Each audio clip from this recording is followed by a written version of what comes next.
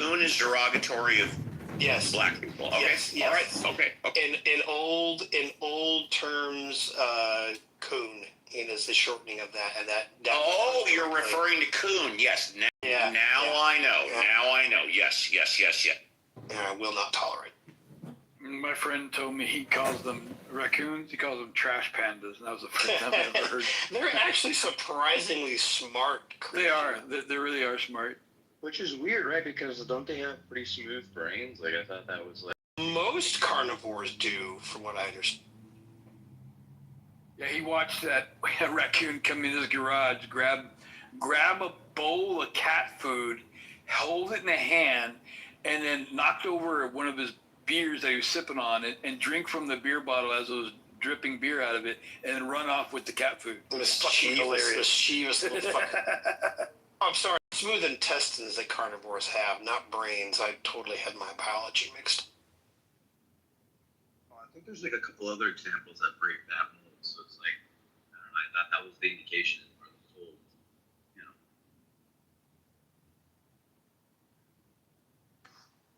What the fuck is a smooth intestine?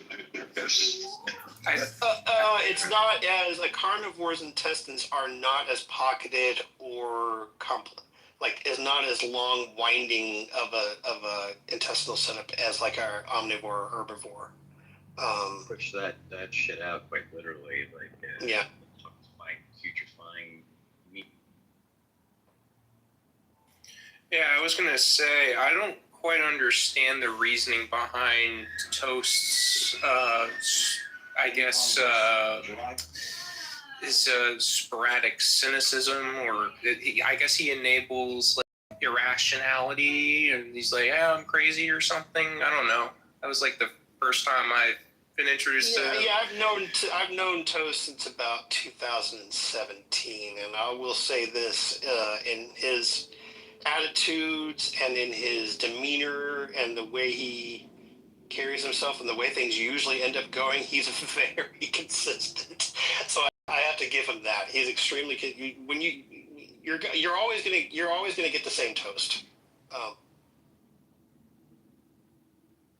except if he's been drinking. But I think that's true for all of us. A slightly different version of ourselves.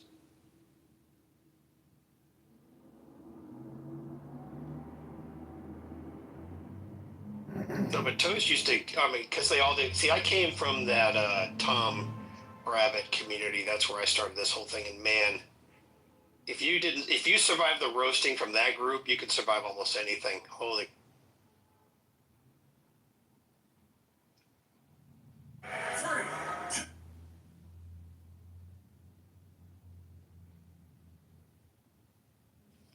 Toast, we're all severely disappointed in your silence right now.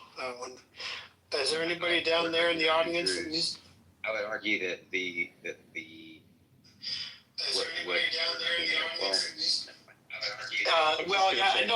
Andrew's crew became far more like aggressive because he had a limit. And he also had people that he had to protect, right? We see this happen. Yeah, but I'm talking about early on. I'm talking about like in the old days. Yeah, I'm talking like at the end of the Krillism into the beginning of when Tom and Godless Girl kind of like had their own respective servers. Those days were much more the Wild West than Andrew and his room will ever. What are you talking about?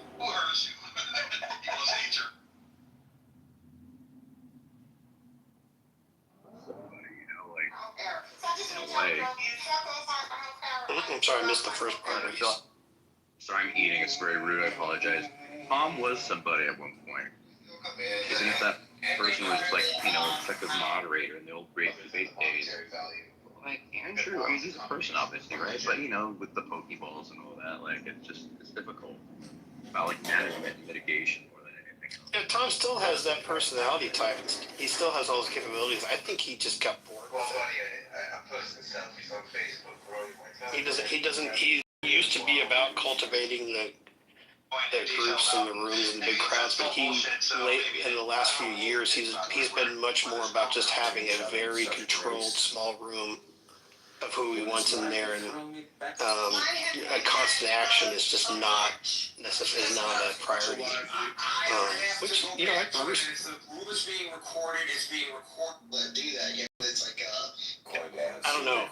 Discord was the original king of this kind of community, but I don't know. Just the way it's set up without having ease of access to the general public, it's way more nerdy and techy to have to get actually access to rooms and servers in that place. I think it just kind of cultivates a much more isolated type of experience rather than with this place, Jim.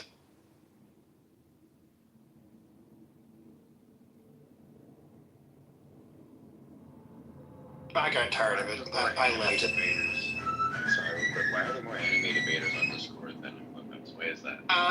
Because they are going to have a much easier time getting away with saying just about whatever they want.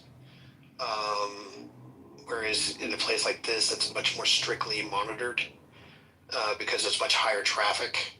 They're not going to be able to get away with saying half the crazy shit that those guys say. So it's a much, even though it's still, you have to be careful over there, it's still much easier to get away with saying just absolute garbage over there than it is. I've heard that word a few times before. What the hell is an anime debater? Anime debater is like similar to a debate, bro. I mean, it's based on this really strange phenomenon that we've noticed. Especially with people that tend to come from the more orthodox traditions, and they want to come on and debate, like Jay Dyer acolytes. All these guys from these more orthodox or Eastern versions of Christianity, they love to have anime characters as their profiles, as their PTRs. And so all these debate bros who just like would get into like the severe, like just think of I don't know what he goes by currently, but Mason or Arabesque or whatever his name is now. Think of him times 10, and just being absolutely hung up on strictness of philosophical language and delivering arguments. I mean, very, very strict and very, very unforgiving about it. And then having absolute horrible attitudes, and then having an anime as your anime picture as your profile. It kind of became a.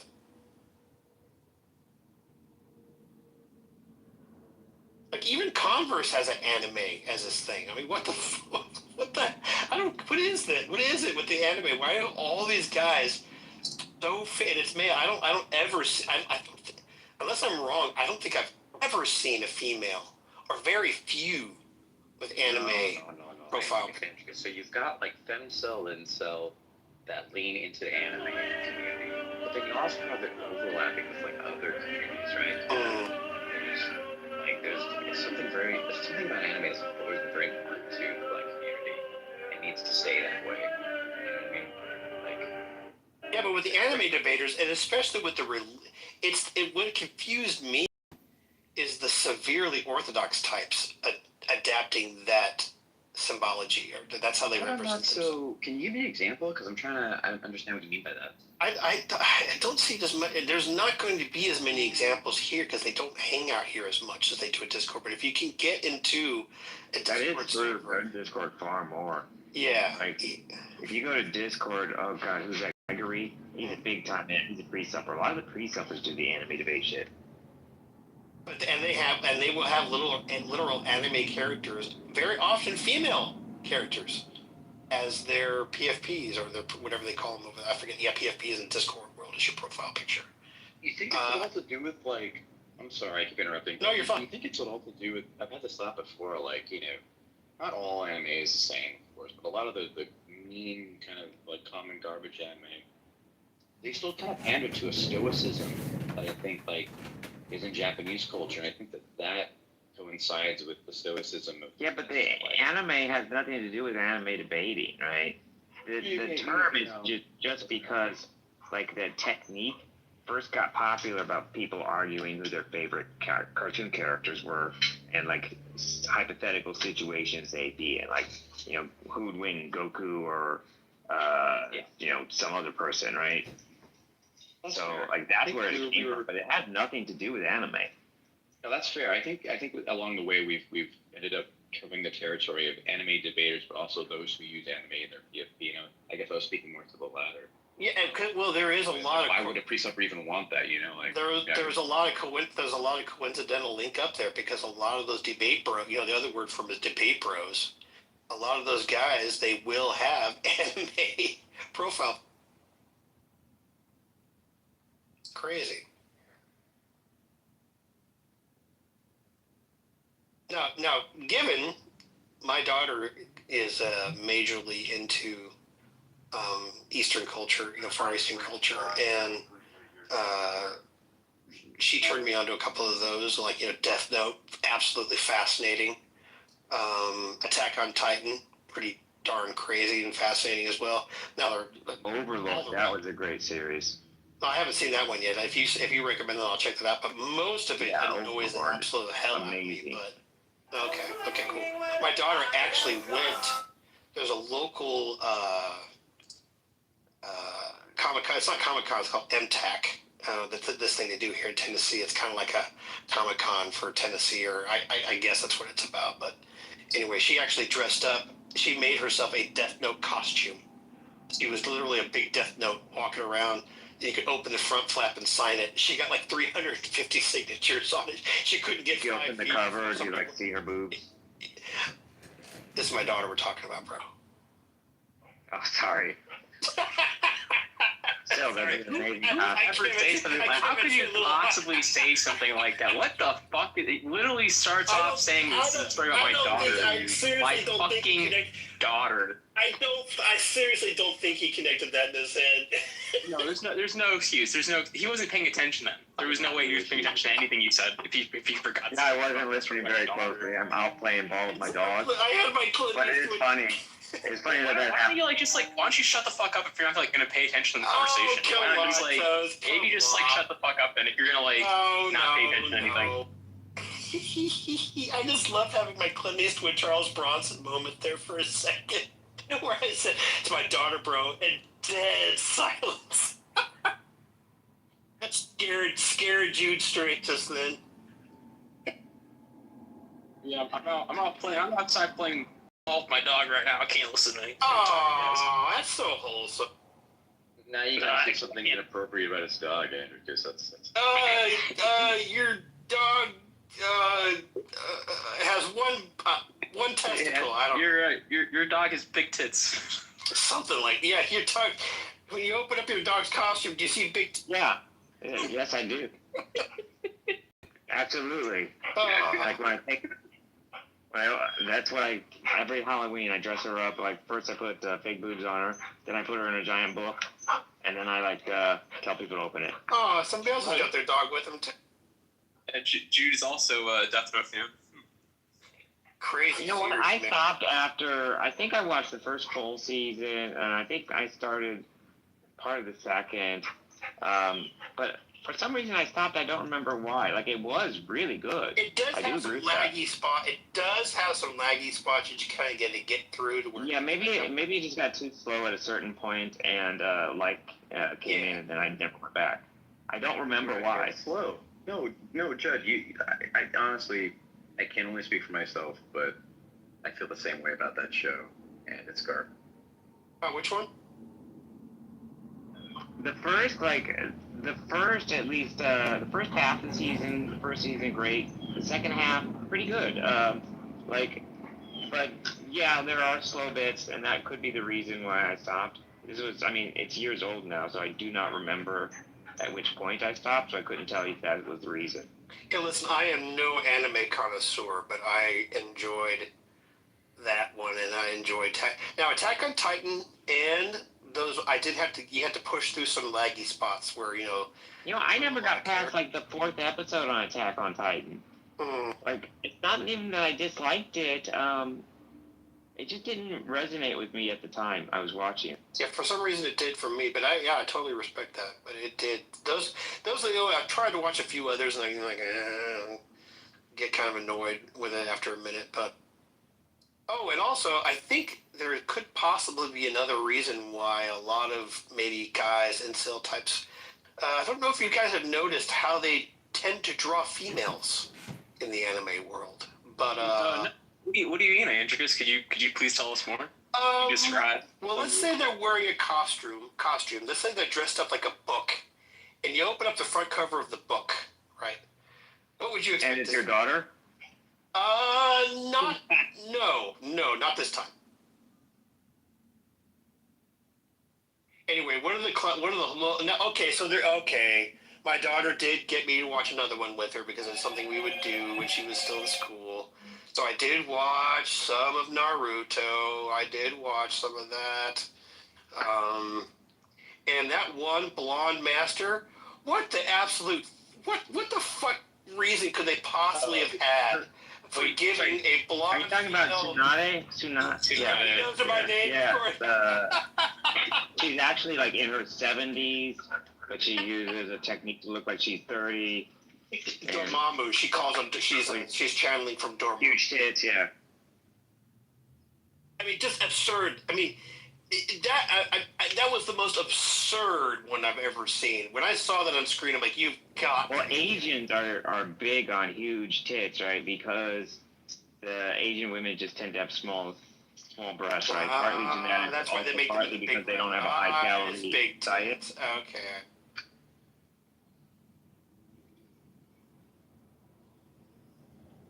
I just remember watching that and I just laughed so hard when I first saw that character come on the screen. And my daughter's like, "What's so funny?" I'm like, it's just absurd. For her interaction with the pervy stage, right? Right up to the point where then they undercut all of that playful and silliness with, spoiler alert, when he passes and she realizes it, she's just broken. Yeah. Andricus, if I change my profile picture to a picture of Vegeta, would I now be an anime debater? I don't know who that is. Yes, you would be. Yep. Yeah, I'm not the expert on that. You'll have to. I think you just got an expert opinion from Toast, though. So. Wait. You don't know who Vegeta is, Andrew? I don't know if I made it clear already that I am not any. I know three. Barely have a grasp on three anime series. Yeah. Elliot, give him a break, Elliot. Come on, man. He's an old boomer. Come on, man. Just let the old man alone. Now. He ain't that much older than me. Come on, man. Let me tell you something. He has to use a cane when he walks around, Elliot. I think actually, check this out, you young punks. Listen to this. I actually may have been one of the earliest purveyors of anime in the United States back in the 70s. There was a series called Star Blazers. You guys remember that, or did you ever hear about that? Dude, Amazing I was born in the science 80s. fiction. Maybe it was the early 80s. A science fiction series called Star Blazers, which I think was one of the first science fiction Japanese animes to make it over to the U.S. I love that show. It was so cool. Introduced just a lot of cool technologies and ideas and characters and everything. So, gosh, who knows? If more of it had been presented, maybe I would have stuck with it. But that was the only one at the time that I was aware. So you were an anime debater back in the 80s. Yeah. Oh my gosh. I didn't really do much debating. We need to get Andricus onto Vegeta. No, I'm good. I think whatever amounts of anime are already in my life, that's plenty. It's almost like not even. I mean, there's Dragon Ball Z, and then there's everything else. Sorry, go ahead, Parker. No, I'm sorry. I literally just jumping in the middle because I didn't hit my head right away. So Androcus, I mean, I didn't used to, well, just like I guess when I was getting more into like anime, watch, because it's like of a genre that's a space military, and but more recently there's a couple of like sci-fi space military ones that I've seen that I really like. But I think Starblazers is like, yeah, it's from the 80s. That's like Yeah, it's like one of the originals. I'm pretty sure it's one of the first ones that made it over to the U.S. It's they call it space opera and it's going to be military science fiction. Yeah. Yeah. It's funny, space opera. Hey, I'm sorry, Elliot. No, you're right, Elliot. It's like a trope, or not trope. It's like a backbone. Yeah, it's a staple. You know. Speed Racer is probably one of the very first, right? That kind of made its way over. Oh, Speed Racer, we must go very fast. Oh. Man, the shit that I was watching when I was a kid was like Schoolhouse Rock. Yeah, I watched that too. Yeah, that's amazing how that cross-generated. Saturday morning cartoons. Thundercats, man. Thundercats. G.I. Joe. Fucking Magic School Bus. Sorry. I just a Bill, a lonely old Bill, That's really good, Andrew. sitting up on Capitol Hill. Like, so kids are the biggest market center, right? So everything and a half is made for them. And anime is like super effective at that. And there's no doubt other reasons for that. I just want to say, like, you look at some series like okay, something that kind of maybe bridges the gap would be like Mob Psycho, because it's still so much shonen-y, but also it's a bit more challenging philosophically, psychologically. Or you could look at something like a Netflix series, The Blue Bystander, which is just so well done, right? And it's like a period piece, and yeah, it's not all that shonen jump in Naruto trash.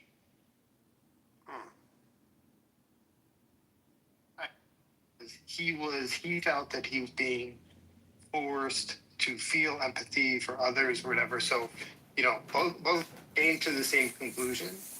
I just think he did it in a genuine way. So he suggested instead, okay, people should show sympathy. That's fine. Or that's a good thing too. Clear that he didn't show sympathy for George Floyd or Paul Pelosi or whoever he didn't feel was worthy of it. And, that's his thing. That's his prerogative also.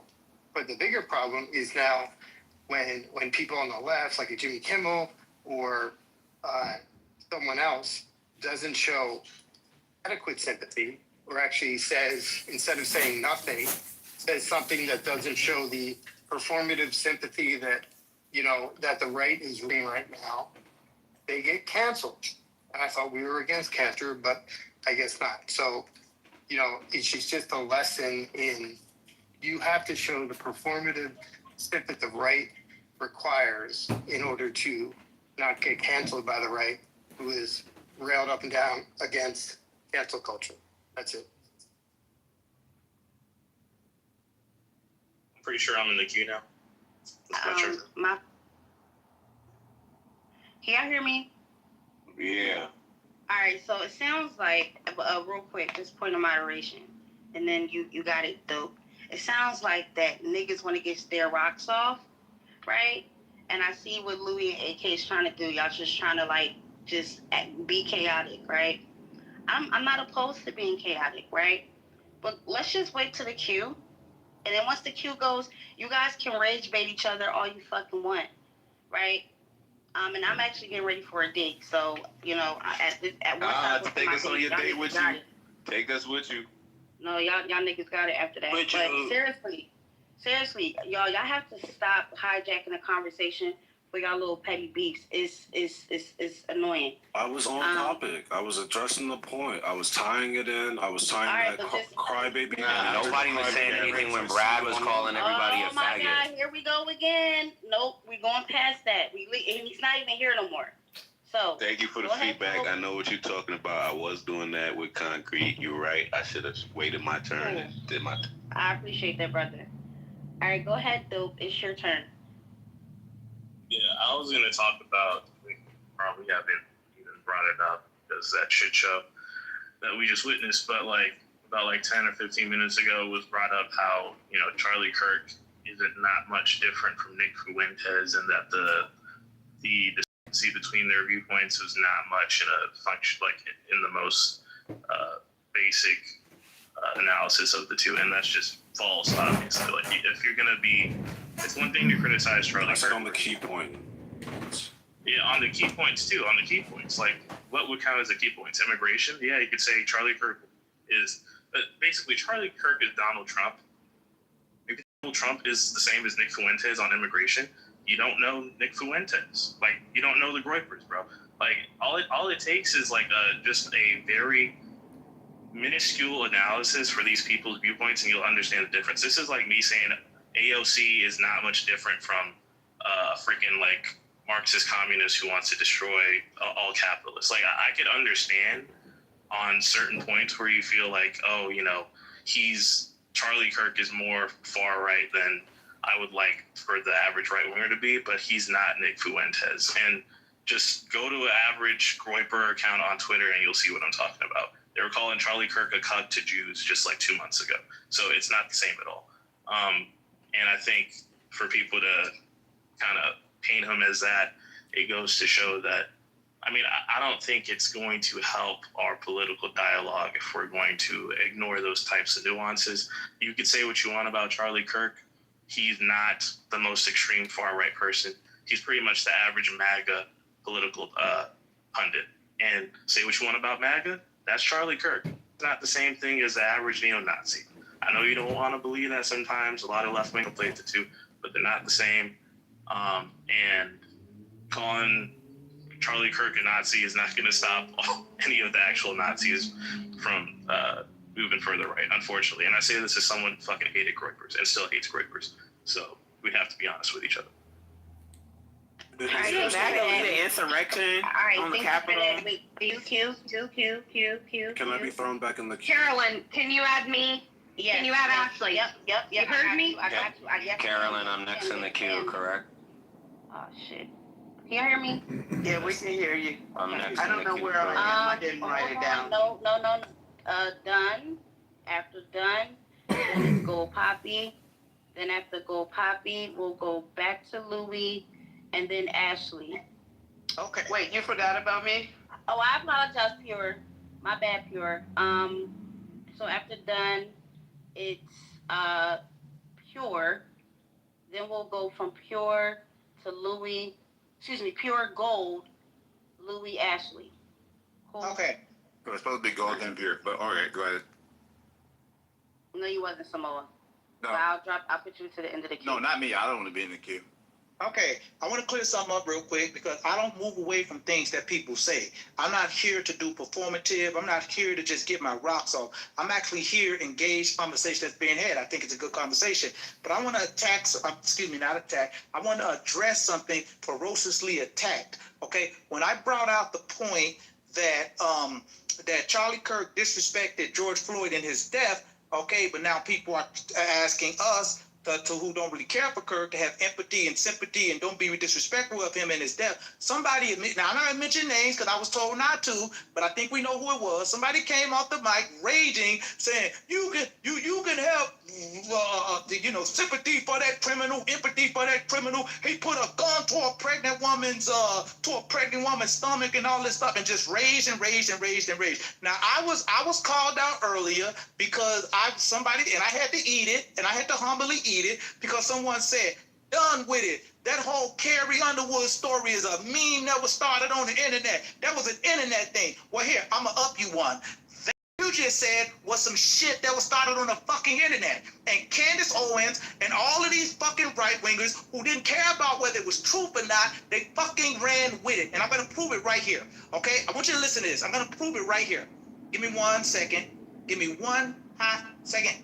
Give me 1 hot second right here. Okay, this is right here. It says, according to fact-checking organizations like politicalfactcheck.org, here is the breakdown of the false claims origin, the real incident. In 2007, George Floyd and five other men broke into a woman's home in Houston, Texas. Court records show that Floyd placed a pistol against the abdomen of the woman, identified as Arcelie Henriquez and forced her into a living room while others searched for items to steal. Floyd pled guilty to the crime and served 5 years in prison. So he paid his debt. The false accusation. Shortly after his death, an Instagram meme began to circulate. An Instagram meme began to circulate that made several fabricated claims about the 2000 robbery. It falsely stated that the woman was pregnant, that they beat her, and that he threatened to kill her baby. The meme also used a photo of a different woman, Andrea how do you spell this? How do you say this name? This last name? Sigigno.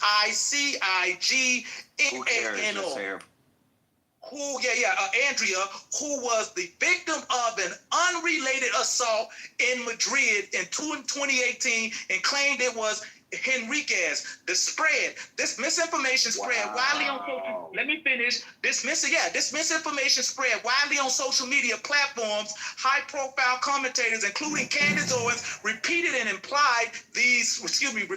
amplified these false claims. FactChecker.org sources have identified these statements as inaccurate and have highlighted that the court records from the 2007 case do not mention that the victim was pregnant.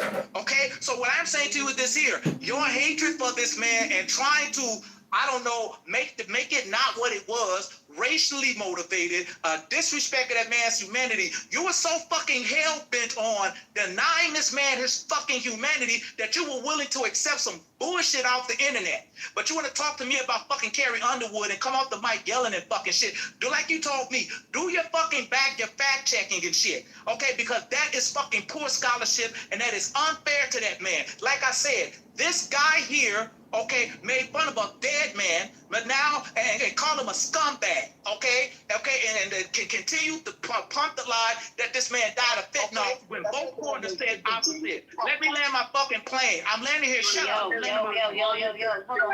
And fuck Charlie Kirk. May him rest in peace. A woman and not a woman and a baby. May Charlie Kirk rest in peace. And shit.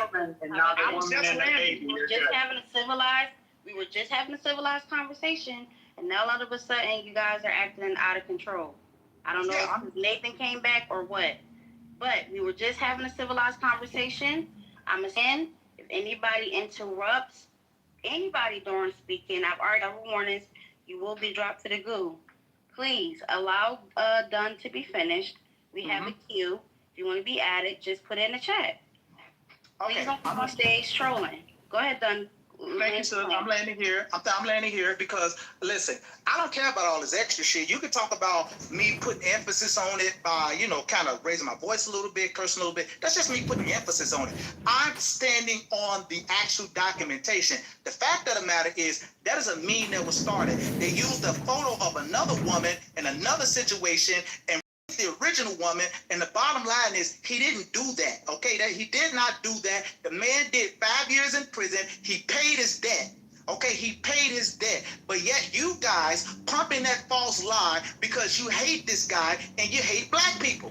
Just call it what it is. You hate black people and you want to undermine black people's petition for justice as it pertains to the police department because you really hate black people and you're pro what the police do to black people. Tell it like it is. Just be honest, like the person said earlier. Be honest and keep it.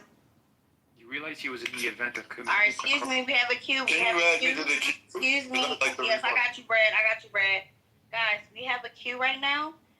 If you want to be able to speak, I got you. But right now, please don't interrupt the stage. So next we have Go Poppy. Go Poppy is going to go. Then after Go Poppy, it is Ashley. Then after Ashley, it is me again. Oh, sorry, my bad. Sorry, my phone's glitching too. So it's Go Poppy, Pure, Ashley, Louie, and then after Louie. I thought I was gold. No, I thought you were. No, let me look at the chat again. Hold on. Shit, I'm gonna have to write this shit down because it's too many people in the chat, and my phone is glitching. That's that Android. All right, well let go. While Go's talking, I'll just update it in the chat. Go ahead, Go. Oh, you could put me in the queue too. This is Coco. I got you. Go ahead, Gold. Are you there? Going once. Yes, Gold, I'm in are there. you there? Okay, go ahead. Yeah. I think, like, again, and I hate to sound redundant, George Floyd was a criminal. He had a criminal record, and that's a matter of a public record, right? However, having a criminal record, and mind you, I lean more towards the right, but I also have a brain where I can think to myself, I don't play fucking Power Ranger team, right? George Floyd had a record. However, him having that record of multiple offenses isn't a rap sheet for a death sentence, right? Only a courtroom gets to decide a punishment, not a fucking knee on the neck. So, yes, while he had a criminal record doesn't erase humanity, right? It doesn't hand the police the right to play judge or jury or an executioner. Justice means due process, not a knee on the neck or not fucking street executions. Same thing with Charlie Kirk, right? Like, yeah, a lot of people didn't like Charlie Kirk. But guess what? There were tons of black people that loved Charlie Kirk. Charlie Kirk invited tons of black people to colleges to speak. I was literally just watching him do a video where tons of black people were praising him at the conference, and they were praising him in the comments after his death. So you can't control what people are going to think. You can't control what people are going to like at the end of the day. Now, on both sides, to where I forgot what Shorty's name was with the edges. I don't know. I think she left. But to her, what she says is disgusting. No, not Dawn. The other chick with the long ass hair. That was being rude. I think Jazzy. She left. Louis? She's not here. No, not Louis. I don't know. What was the girl that was just here that was like rest in piss, Charlie Kirk? That's what she just said. Oh, concrete. That was concrete. No, that's a man. Don't worry about it. No, that was a woman. Her name was like horrendous. What's her race? Oh, yeah, heatheness. Yeah, what heatheness was saying. Honestly. Wait, hold on 1 second. I'm gonna let you land. Eric, I need you to help me with the queue in the chat because my phone is glitching bad as hell. All right. You did skip through it. Make sure you add Simon. Make sure you add Brad and who else wanted to speak? Oh, me. Who is me? The guy down here. Oh, that's Who the fuck is the guy? You gotta say my name. You gotta say my profile name. Coco, make sure you get Coco in there as well. I just want to say, you did skip Peoria. She have to go up to go with you. Yeah, she's gonna go up to go. Put my name in the add Sagu Raptor. I am gonna start. It's a large stage and it's a large queue. I am just gonna drop people if y'all keep over talking. Go ahead, go. Then have to go to. Yeah, start off with that bitch after you're rich. Yeah, so I just want to hit some facts. I want to start off with acknowledging the facts. So, yes, George Floyd had a criminal record. Charlie Kirk said controversial things, but here's what matters. What matters is neither of those things, because death doesn't justify that happening to anyone, right? Now let's hit the core principle of it. In a civilized society, punishments come from courts. They don't come from knees. They don't come from a nigga with a 200 fucking yard shot with a sniper rifle on top of a school, right? So if we excuse death because we dislike someone's past or we dislike someone's politics, then we've just completely abandoned justice for vengeance, right? And if George Floyd's past justifies his death, right, then do we say that every addict or every fucking petty criminal deserves execution? And if Charlie Kirk's words justify his death, do we say free speech ends with a fucking funeral, right? So if the answer is no, then that means that both deaths are wrong. Justice means defending life, even when we don't like the person. Because once you say some lives don't deserve protection, then you open up the door for no one to be safe. That's what Charlie did. So just please interrupt me. Fix your edges first before you talk to me. Thank you. Before we even get into that, and yeah, if Charlie said some shit, then he's wrong. I don't give a fuck if it's Charlie. I lean more towards the right. You think I'm here to ride niggas' dicks? I don't give a fuck what Charlie said. If Charlie said something's wrong, I personally say to that nigga's face, you are wrong. I don't care. When he was talking about that whole agenda of like, yeah, you know, if a woman gets raped, she should keep the baby, I thought that nigga was crazy for saying that. I thought he was bugged the fuck out. I was like, yo, yes, I like Charlie Kirk, but you're wrong.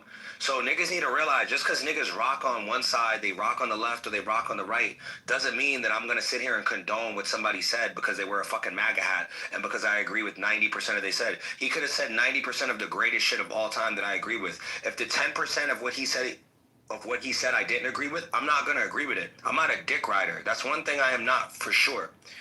So whether it's left or whether it's right, a lot of you niggas want to be wrong and strong, and you can't be both. You can't be both wrong and strong. You got to either pick a side. Like, niggas like to debate, but they don't back down and be like, you know what? Yeah, you got it. I might be wrong for that. I might be bugging for... Like, niggas want to stick so hard and ride on their own dick of what their own opinion is that it's just like this narcissistic attitude. Like, nigga, you're not going to be right about everything, and you're not going to be wrong about everything. Sometimes you win some, sometimes you lose some, but when you do lose some, you have to be humble enough to look at things objectively. And what? Actually, I might be bugging for that.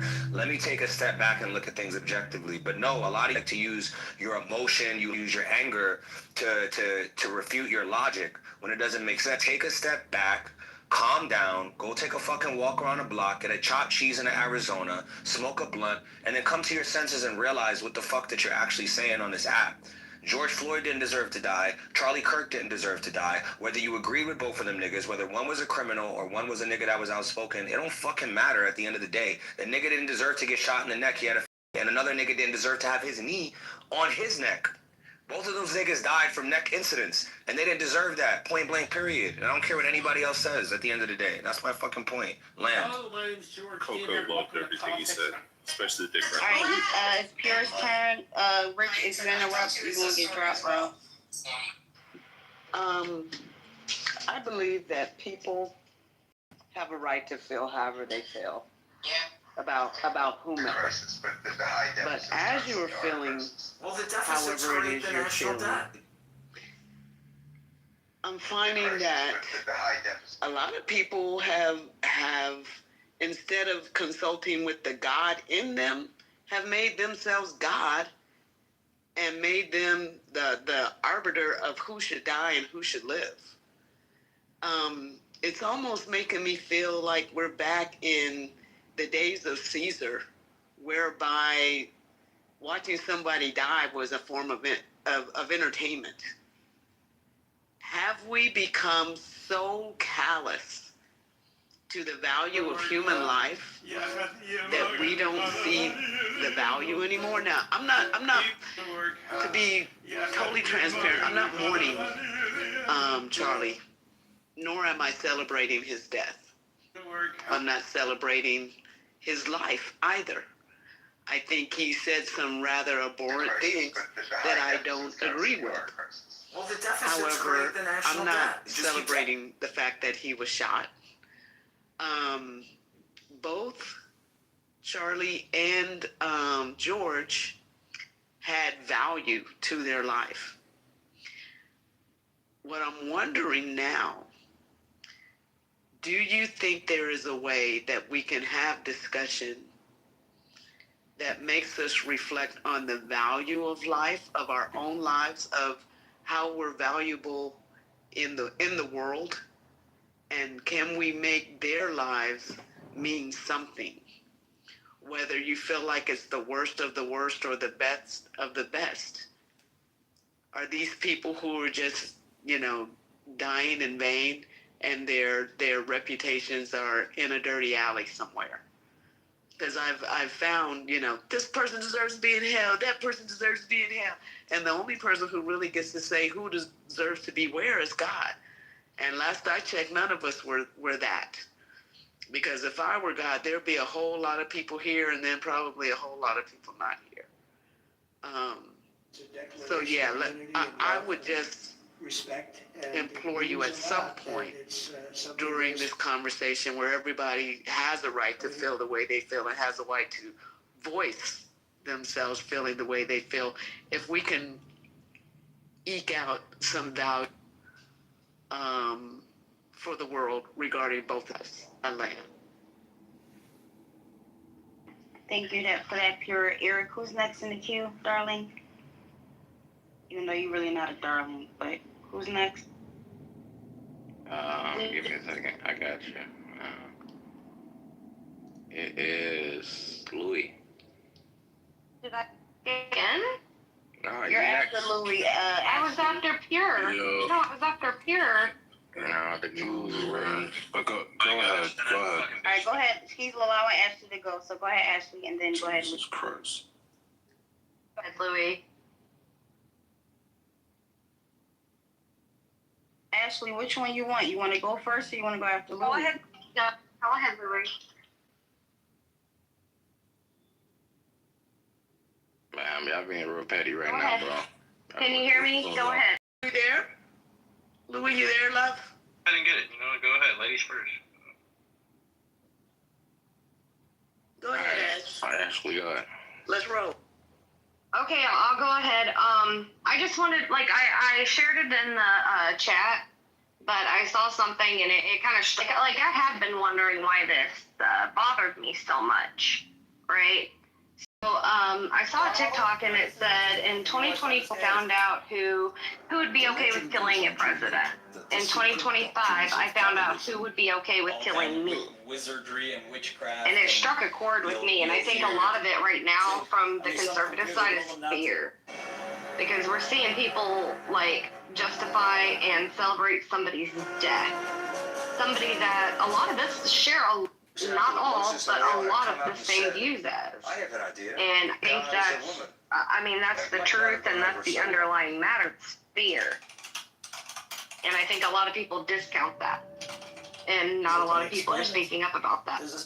Follow? Now this is interesting, and you must understand. Was that it? I landed. Mark. Yeah, I mean, that's like another, like a nothing emotional talking point. No one wants to kill you. Like again, like, you guys cry about the guy and then you keep pushing out the crybaby, the left is the enemy ideology that keeps pushing people towards radicalism. Like, I appreciate submissions like Pure's and Gold's that are pretty balanced, and they're saying, hey, this is fuck shit on both sides. That's what I think we should all be saying. But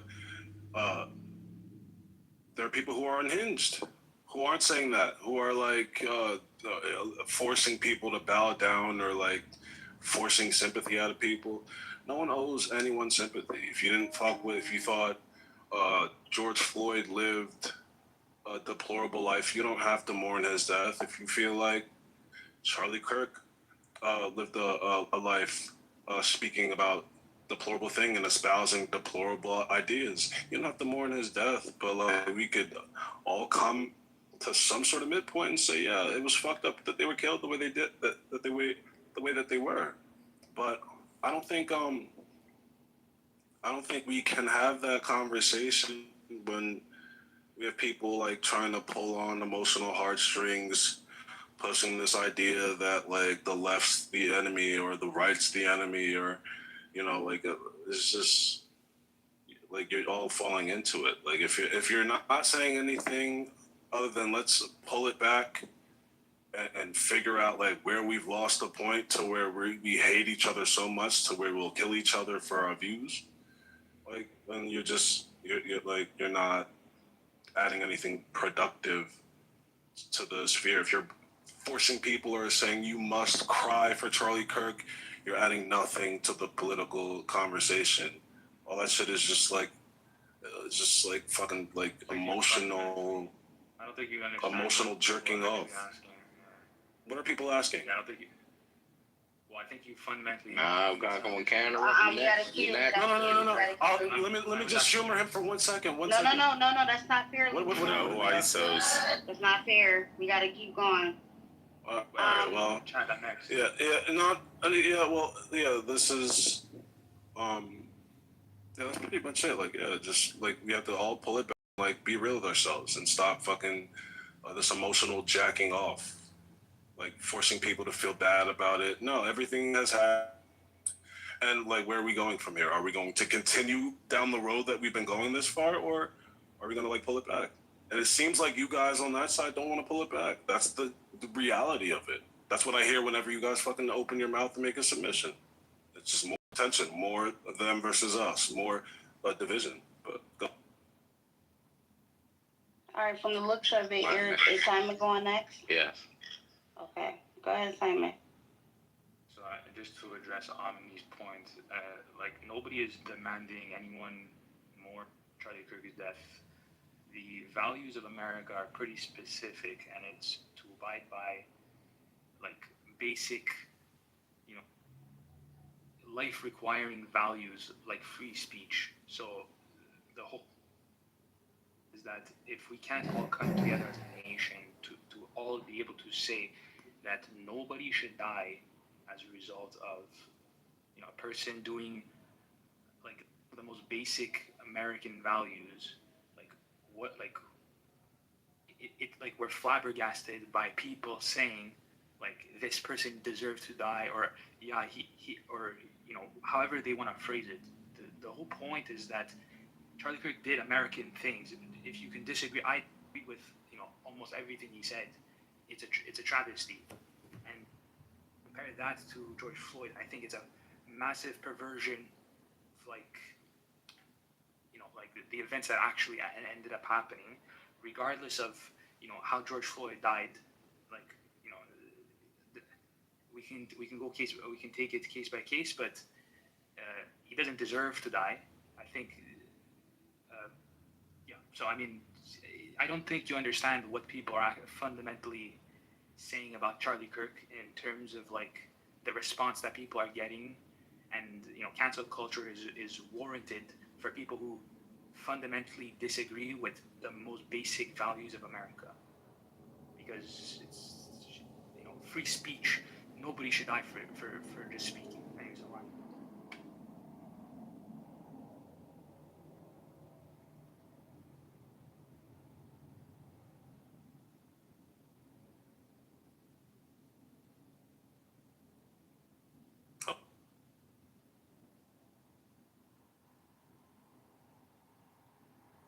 Over next. Did you last comment? Can I be put in the queue? Am I next? Yeah. I think it's dope. That's next. Yeah, I think it's dope. Yeah, it's his turn. But all right. Yeah, I feel like Ashley's point. I get Ashley's point, and I think Louis' response has some truth to it, but it does kind of whiff over some truth that is also needs to be acknowledged. Like, I think one, obviously not everybody on the left is celebrating Charlie Kirk's. People aren't, publicly at least, and that's a good thing. That should be expected. But the fact that not everyone celebrating doesn't mean that a large amount did. And when it comes to the discussion of free speech in particular, I know a lot of people were saying that the right are being hypocritical because they're happy to see a bunch of people on the left who celebrated Charlie Kirk's death get fired from their jobs. But is it crazy to think that like why was so many people? One question is, why were there so many people celebrating, posting on social media that they were happy this guy got killed? If we have nothing to worry about in regards to, you know, the environment and the temperature on the left, why was this so common that it needed to be complained about by the left that people were getting fired? And two, does it not like worry people? I think if there was like a right-wing Groyper dude who shot and killed Hassan Piker, that's another left-wing dude, very notable. I think the fact that there would be right-wingers celebrating would be disgusting, and I wouldn't complain about them being canceled if they did get fired from their jobs, because I don't think that's the same thing as cancel culture. Cancel culture is not equivalent of you being fired by your job for doing disgusting things in public, i.e. like dancing on someone's grave. And we can't act like that's just like, you know, nobody's done it, because look, I've been on this app, bro. Like literally people do it in every room I go to. At least one person goes in these rooms and says they're happy he got shot and killed. That was a heathenist, right? That the dude with the wig on who just left, I think. So he did that in this room. So it's not like completely, we can't act as if like, oh, no one's actually doing this. People are doing it. And people on the right would probably do it too if it was the other way around. And that's a problem. And I do agree that Louis said we do need to figure out a way to basically cool down the temperature in general. But that doesn't mean we have to ignore the fact that people genuinely think this way. Acting as if calling them out is a bad thing. It's not. It needs to be done.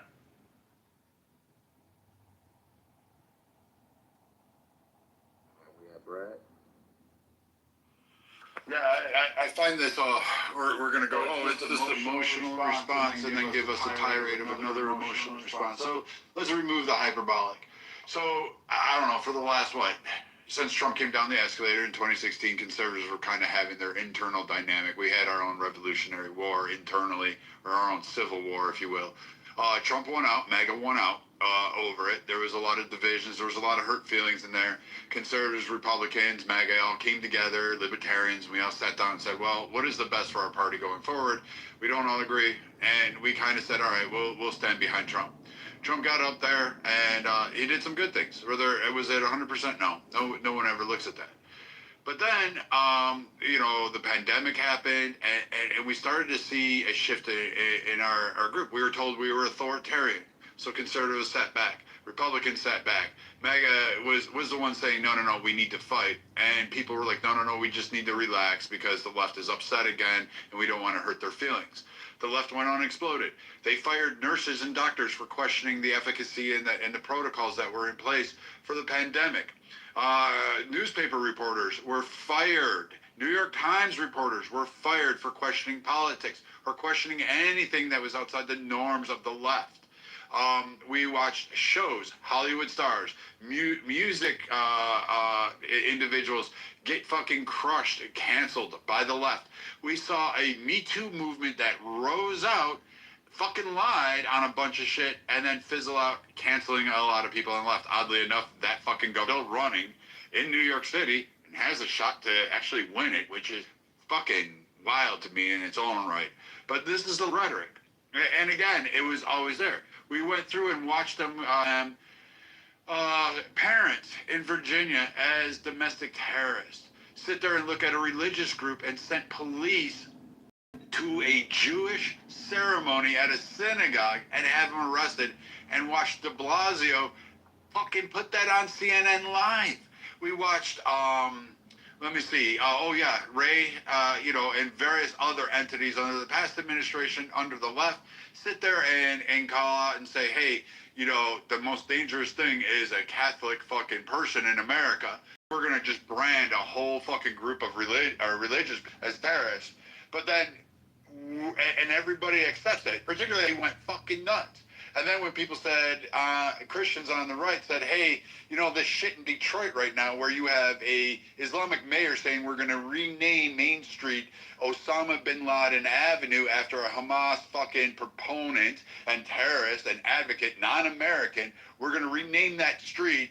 And the people of that town say, we don't want this. The mayor turns around and says, well, the greatest thing will be when you leave our town, we'll throw a parade so you can get out. And basically told citizens that put him in power to get the fuck out of his town because he wanted to name it Osama bin Laden Avenue. This is the weird shit of the left. And you keep hearing this over and over again. And then they want to throw it on you and say, here. And I encourage conservatives, fight back. At this point, what more do you have to lose? There's nothing. There's really nothing to argue with these people. There's no point in asking for bipartisanship. There are people that, who was that one guy? Where is he? Whatever his name is. He asked, we can discern and make for yourself. You can. In seriousness, you can. But you can't with the majority of what's going on in the left. You can't do it with the majority of the rhetoric. You had Chuck Schumer threaten a fucking Supreme Court justice, actually have to have police come out, arrest somebody who is going to commit said act, and then turn around and say, oh, it's not me, it's the right that's the political terrorist. They take BLM that occurred all across the nation in one fucking year, a summer of love, and they count it as one event.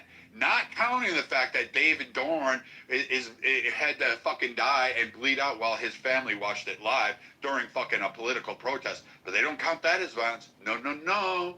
They give you these fake made-up stats based on the ADL and whatever fucking twat waffle agency on the left is trying to construe these stats in a way saying the right is more prolific. We didn't go to a baseball game and shoot up your fucking Democrat leaders. We didn't go to your justices and try to beat them. We didn't fucking blow up your fucking areas or firebomb them like you did in North Carolina. We didn't fucking do half of the shit. All you got is January 6th. And oddly enough, that wasn't even made up of all fucking Republicans. That's the weird fucking part. You guys don't even know anything about what happened. It was a Republican. I got it. And Yeah, just even let Nancy him land. Just let him land. And the Nancy Pelosi thing, like you throw that one up there. Who fucking cares? That was some fucking crazed menace. And again, it goes to show you that your mental health policies and your bail reform policies don't fucking work. You let a guy out to attack Nancy Pelosi. Fucking clearly evident. You want to throw the Minnesota senators next? That was a guy in the government set up by a Democrat rule. That was your guy. That had nothing to do with us. He had no King's protest. He was anti-fucking Trump, but somehow he's ours. It's right-wing protest. When we look at these facts, all we can say is when you sat down at the table and you handed them the opportunity to speak, they shot the motherfucker that was willing to do it for nothing more than his words. They cheer about it, they emulate it, and then they're crying because they're now facing the wrath that conservatives, A, don't want to bridge the gap anymore, and B, conservatives are calling their company saying, you know what, this asshat is preaching this asshat's doing this, fire them. And they didn't realize the depth at which conservatives actually had. You should have remembered Bud fucking Light and some other things, but you forgot that shit. Now conservatives are coming after you, and they're not holding back. They're not being restrained. They don't care anymore. They're telling their principals, fuck it, we're on now. Because you had not controlled yourself, and you did enough to bring them to this point. And other people like me are just going to cheer them on, grab the popcorn, and sit down and have a nice pint of Guinness and watch this shit show unfold. Because you never listened to people in the beginning of this shit when we warned you and said, shut the fuck up, sit down, you're going to cause a problem. And you never fucking listened. So now we're here today. You own it, you get it, you keep it, you swallow it like you like it, bitch. And then you fucking beg some more. Whoa. Okay, Eric. It's on Eric, right? Yeah, that was wild. Yeah, that was that little. You finished there a little bit, kind of. Like a Republican game. Yeah. Anyways, that was another comment. All right, I'm on. All right, don't interrupt me now. Don't interrupt. You didn't interrupt him. Done. Stop spamming. You guys to come back up. You got 5 minutes, bro. You were warned multiple times not to interrupt. Control yourself, son. And where do I begin, bro? It's just like so much. First, I want to say, go if you still here, bro. Leave my man alone. He don't want you. He wants me. Just leave that there. Shout out to Carolyn for doing a good job. Hey, yo. I also want to acknowledge that she called me a sweetheart. Just not registered in my That head was a couple an minutes ago. accident. Nah. I'm holding on to it. Freudian. Yeah. Hold on to that. She also made concrete for a bitch. She did a good job holding you niggas. She kept y'all in check. I ain't never seen, this is very rare for a mod to be able to control a bunch of rowdy autistic niggas. And she did it by herself. So you gotta give her that. And this conversation, bro. You told Nathan that too. Yeah, I will in the mod meeting. I definitely will tell him that. Definitely will. I'll put your hat in the ring. And also Louis. But yeah, this conversation, bro, I don't know what it is. I don't know if I give a reason, like if I don't talking about, I think I do actually. I mean, that's it. I just really don't give a fuck. Or maybe already hearing it. I don't know. It's one of those. It's like overplayed, bro. A lot of you, everybody on both sides is annoying, bro. Like the niggas dead, not coming back, not gonna change nothing. There's gonna be another Charlie Kirk, and niggas gonna die. Like people, you just can't help it, bro. People are going to die. That's just the grim reality of a real crazy people do crazy things, and unfortunately, people suffer from that. There's nothing you could do. Debate crying about whose fault it is really doesn't help, right? Because nothing changed, bro. People have been dying over political rhetoric since Abraham Lincoln, bro. The fuck, that nigga got killed because people didn't like what he was saying. It's bro, this is all this emotional appeals to the wives and the type of man he was, and then we go back to George Floyd and January 6th and BLM, bro. Like, this is nonsense, bro. Like, we gotta look to the future, bro. We gotta like talk about new shit. Like, what do you think the economy's gonna look like in 5 years? You feel like people are gonna get like better wages, or like, fuck, like, are we gonna still be a country? Like, that's what we need to be talking about. Like, we talking about shit that really don't like impact people's lives. Like, you know, you need to be talking about like gas prices, you know, housing prices. Like, do you think your kids would afford a house? Think they'd be able to go to college? No, like, nobody's ever like this. No. Yeah. And we in here debating Charlie Kirk. Charlie Kirk is not that important, bro. It's not. I just hate to break it to some of y'all. You may hold him as like white Jesus, but he's not that important, like in the grand scheme of things. People are gonna forget Charlie Kirk, and about, I'll say about 5 years, people are they're not even gonna remember Charlie Kirk. He'll occasionally come up in like a political conversation, but other than that, he's not gonna be an MLK or like some JFK or something. He's not at that level. He's not, disrespectfully. But All right, to that. Hello to the room. Sorry if I'm whispering right now. I just put my 2-year-old baby girl down for a nap, so I'm not trying to be too loud or anything. So, blessings to the room. Now, I witnessed a lot of things have been said in the room today, and unfortunately, oh my goodness, and of course he left, but my buddy Brad is not here to hear my voice. But I would definitely say that when it comes to extremism, there are extremists, of course, on both sides of the aisle. Now, before I say this, let me just say that, and I always say this, I'm neither Democrat or Republican. I'm an American. Amen. I don't owe my loyalty to any party. I believe that parties owe all of their loyalty to their voters. Amen. And so with that being said, I don't think that no one person should be a loyalist to any particular party, because that party may change and start to have ideologies or views that you personally may not agree with, and you may then change course in how you view things politically when it comes to your own political party. So with that being said, that's why I say that it is not healthy to be a loyalist and to think that any particular political party owns you. It's actually the reverse. Your party owes their loyalty to you, not the other way around. So with that being said, when extremism, of course, it is and it's studied that a lot of the extremism when it comes to terrorism or domestic terrorism has come from the far right, and this has been for decades. Even when you talk about black city massacres, going on, just the mess, and you talk about black homes and cities being burned down when it was allowed to happen by its own state and federal government. When you talk about the assassination of, for example, Abraham Lincoln, the president that did abolish slavery, when you talk about the assassination of Robert F. Kennedy,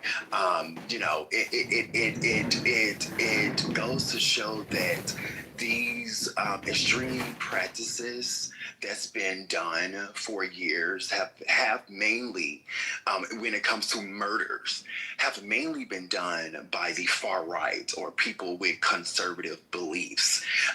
And when I say conservative beliefs, I mean under the umbrella of white America. When I mean conservative, because there are black people that's conservative as well. So I want to make that differentiation or that difference there that I'm talking about under the white America when it comes to conservatism.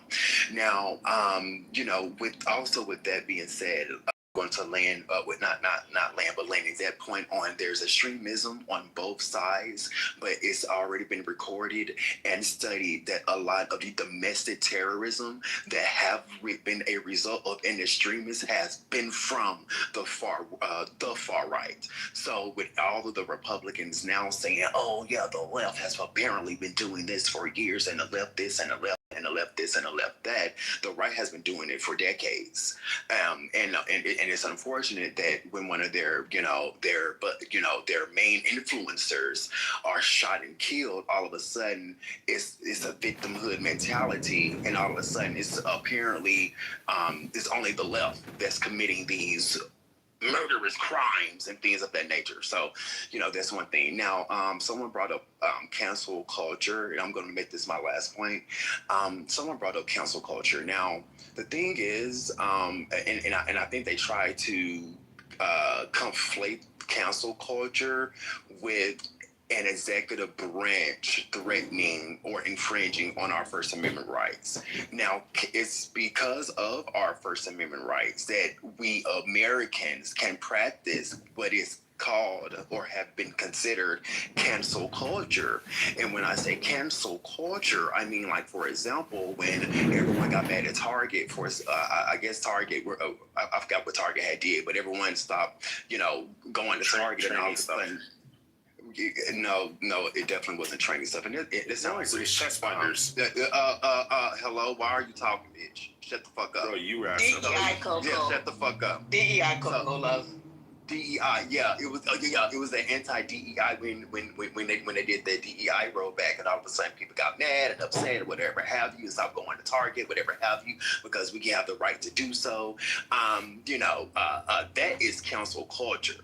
That is cancel culture when people cancel certain artists for something that they said, like celebrities for something that they did or said. That is cancel culture. But when you have a government branch that is infringing on your First Amendment rights, that is not cancel culture. That is then an infringement on your actual right from a government branch.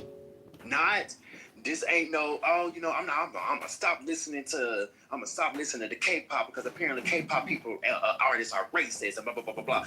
Yeah, that is not that. I'm not a government official that's infringing on their rights and saying that they can't speak or trying to suppress or whatever have you. I'm just not listening to them. But when you have what is the executive branch that is supposed to be our head of our nation, representing the United States of America, you have the actual head of the executive branch having this divisive rhetoric in this day and age and time in 2025 and in a time of our King and Lord. You have him saying, even before they even knew Kurt's murderer, and blaming everything on the left extremists and the left this and the left that and the left this and the left that. And that's just a key word for Democrats. Now, mind you, Democrats, the last I checked, represented over 50 million American citizens, 50 million. And I think when Biden was elected president, I think he received like the highest votes of president in American history, and that was like over 60 to 70 million Democratic voters. So when you have a president of the United States of America threatening over a demographic of people that represents 50 plus million American citizens, that is a problem. When you have the head of the executive branch threatening regulatory actions for people that don't agree with him or don't align with his beliefs when it comes to certain people, and then infringing on their rights, that is a problem to me. Because that is not the president of the United States of America. That is a president of a Republican Party. So I'm just going to land there in saying that, like, and when it comes to cancel culture, that we can practice that because of our First Amendment rights. But when you have an executive branch that is attacking your First Amendment right to do that, that is a problem. And I land there. Thank you. We got Rich. Rich, so sweet. Oh yeah. So, no, I mean, honestly, I just want the Civil War to start. Us on the right, we have all the fucking guns, all the munitions. We'll fucking eviscerate all of you fuckers. I think it should just start sooner than later. I don't think we should drag this shit on because you guys all want us dead. So I mean, the quicker it gets started, the quicker it gets done. I mean, it's gonna be bloody and nasty and disgusting. But you know, some things just have to be done. George Floyd was a piece of shit. He was a scumbag who fucking, you know, was a two-bit fucking crackhead fucking thief who fought the police and was screaming while he was still sitting in the car.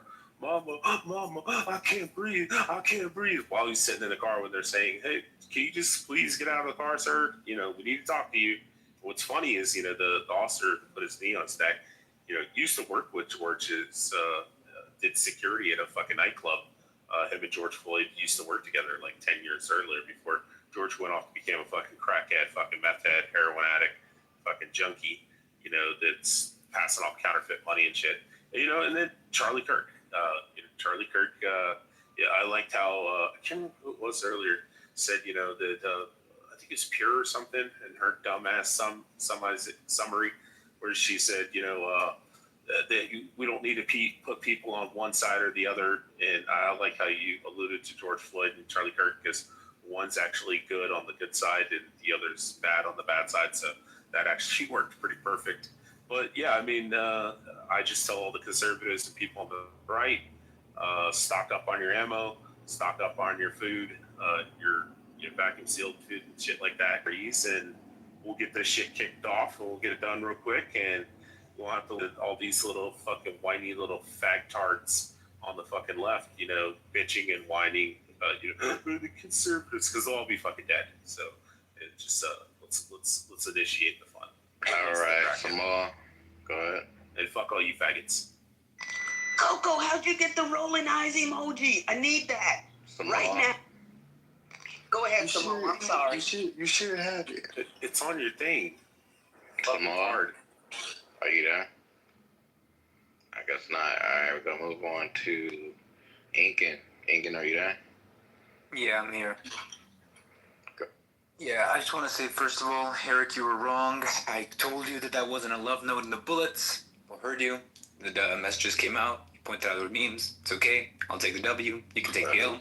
I never said that. Okay, I'm reclaiming my time. Okay? So, one was for like I was saying, all right.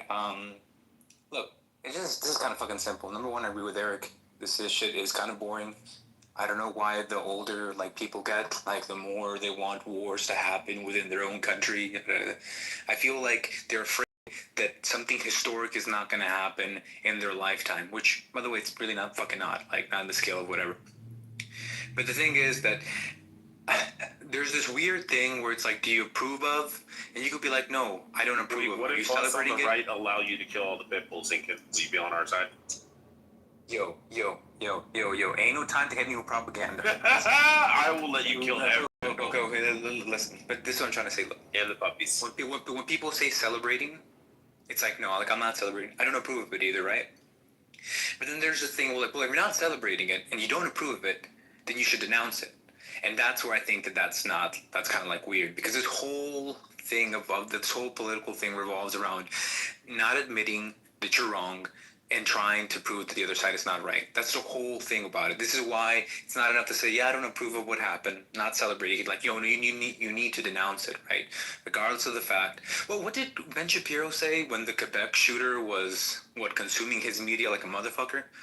Hey, my rhetoric has nothing to do. Okay, cool. All right. Sure. I mean, what am I going to do about it? Cry about it? No. Okay, well, just keep it like that, right?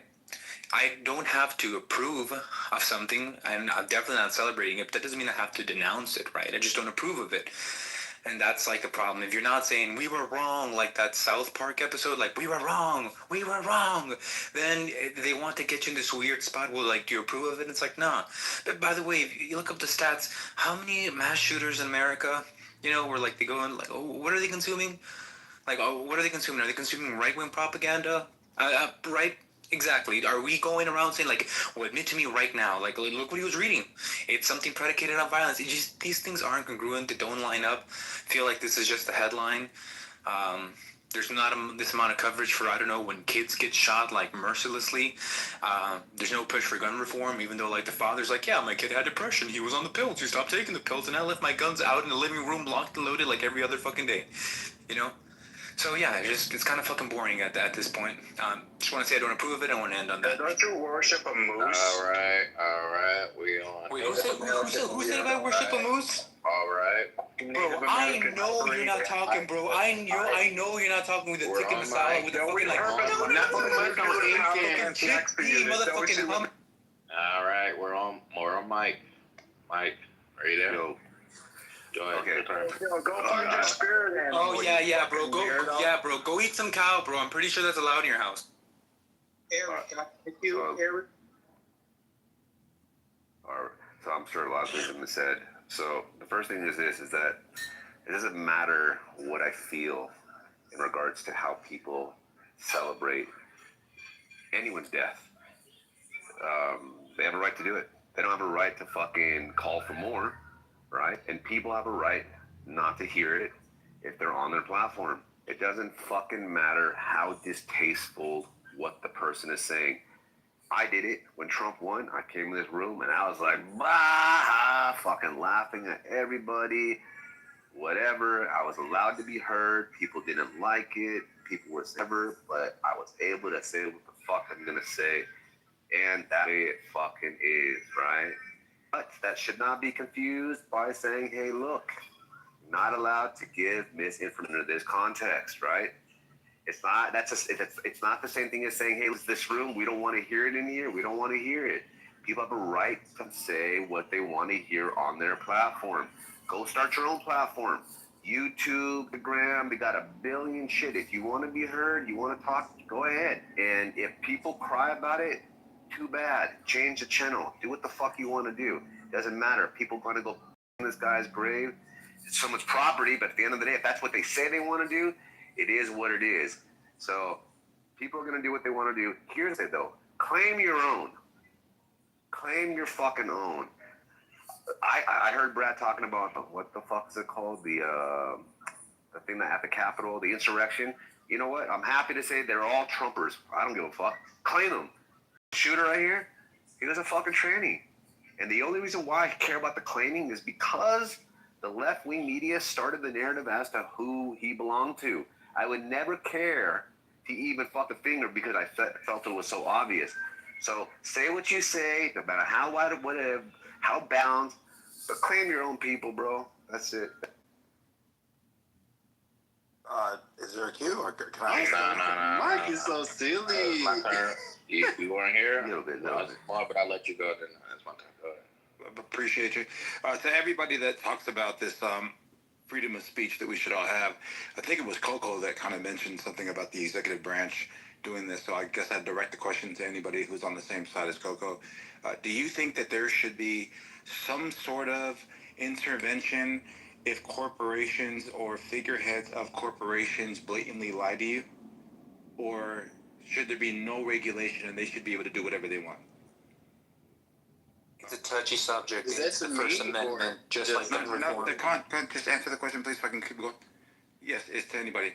Should there be a regulation on what figureheads that represent corporations could actually broadcast to you? Like a public, what is it called? For public benefit. Public interest. Yeah, I want more regulation. I want more regulation in government.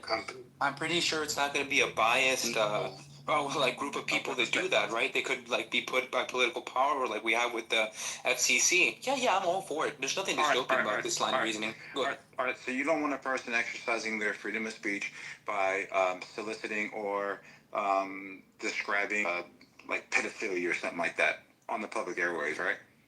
Have you seen how the right gets pissed off at fact-checking on Twitter? I know, look, man, I think it's slippery slope. Oh, my God. I just let someone finish, bro. That's crazy.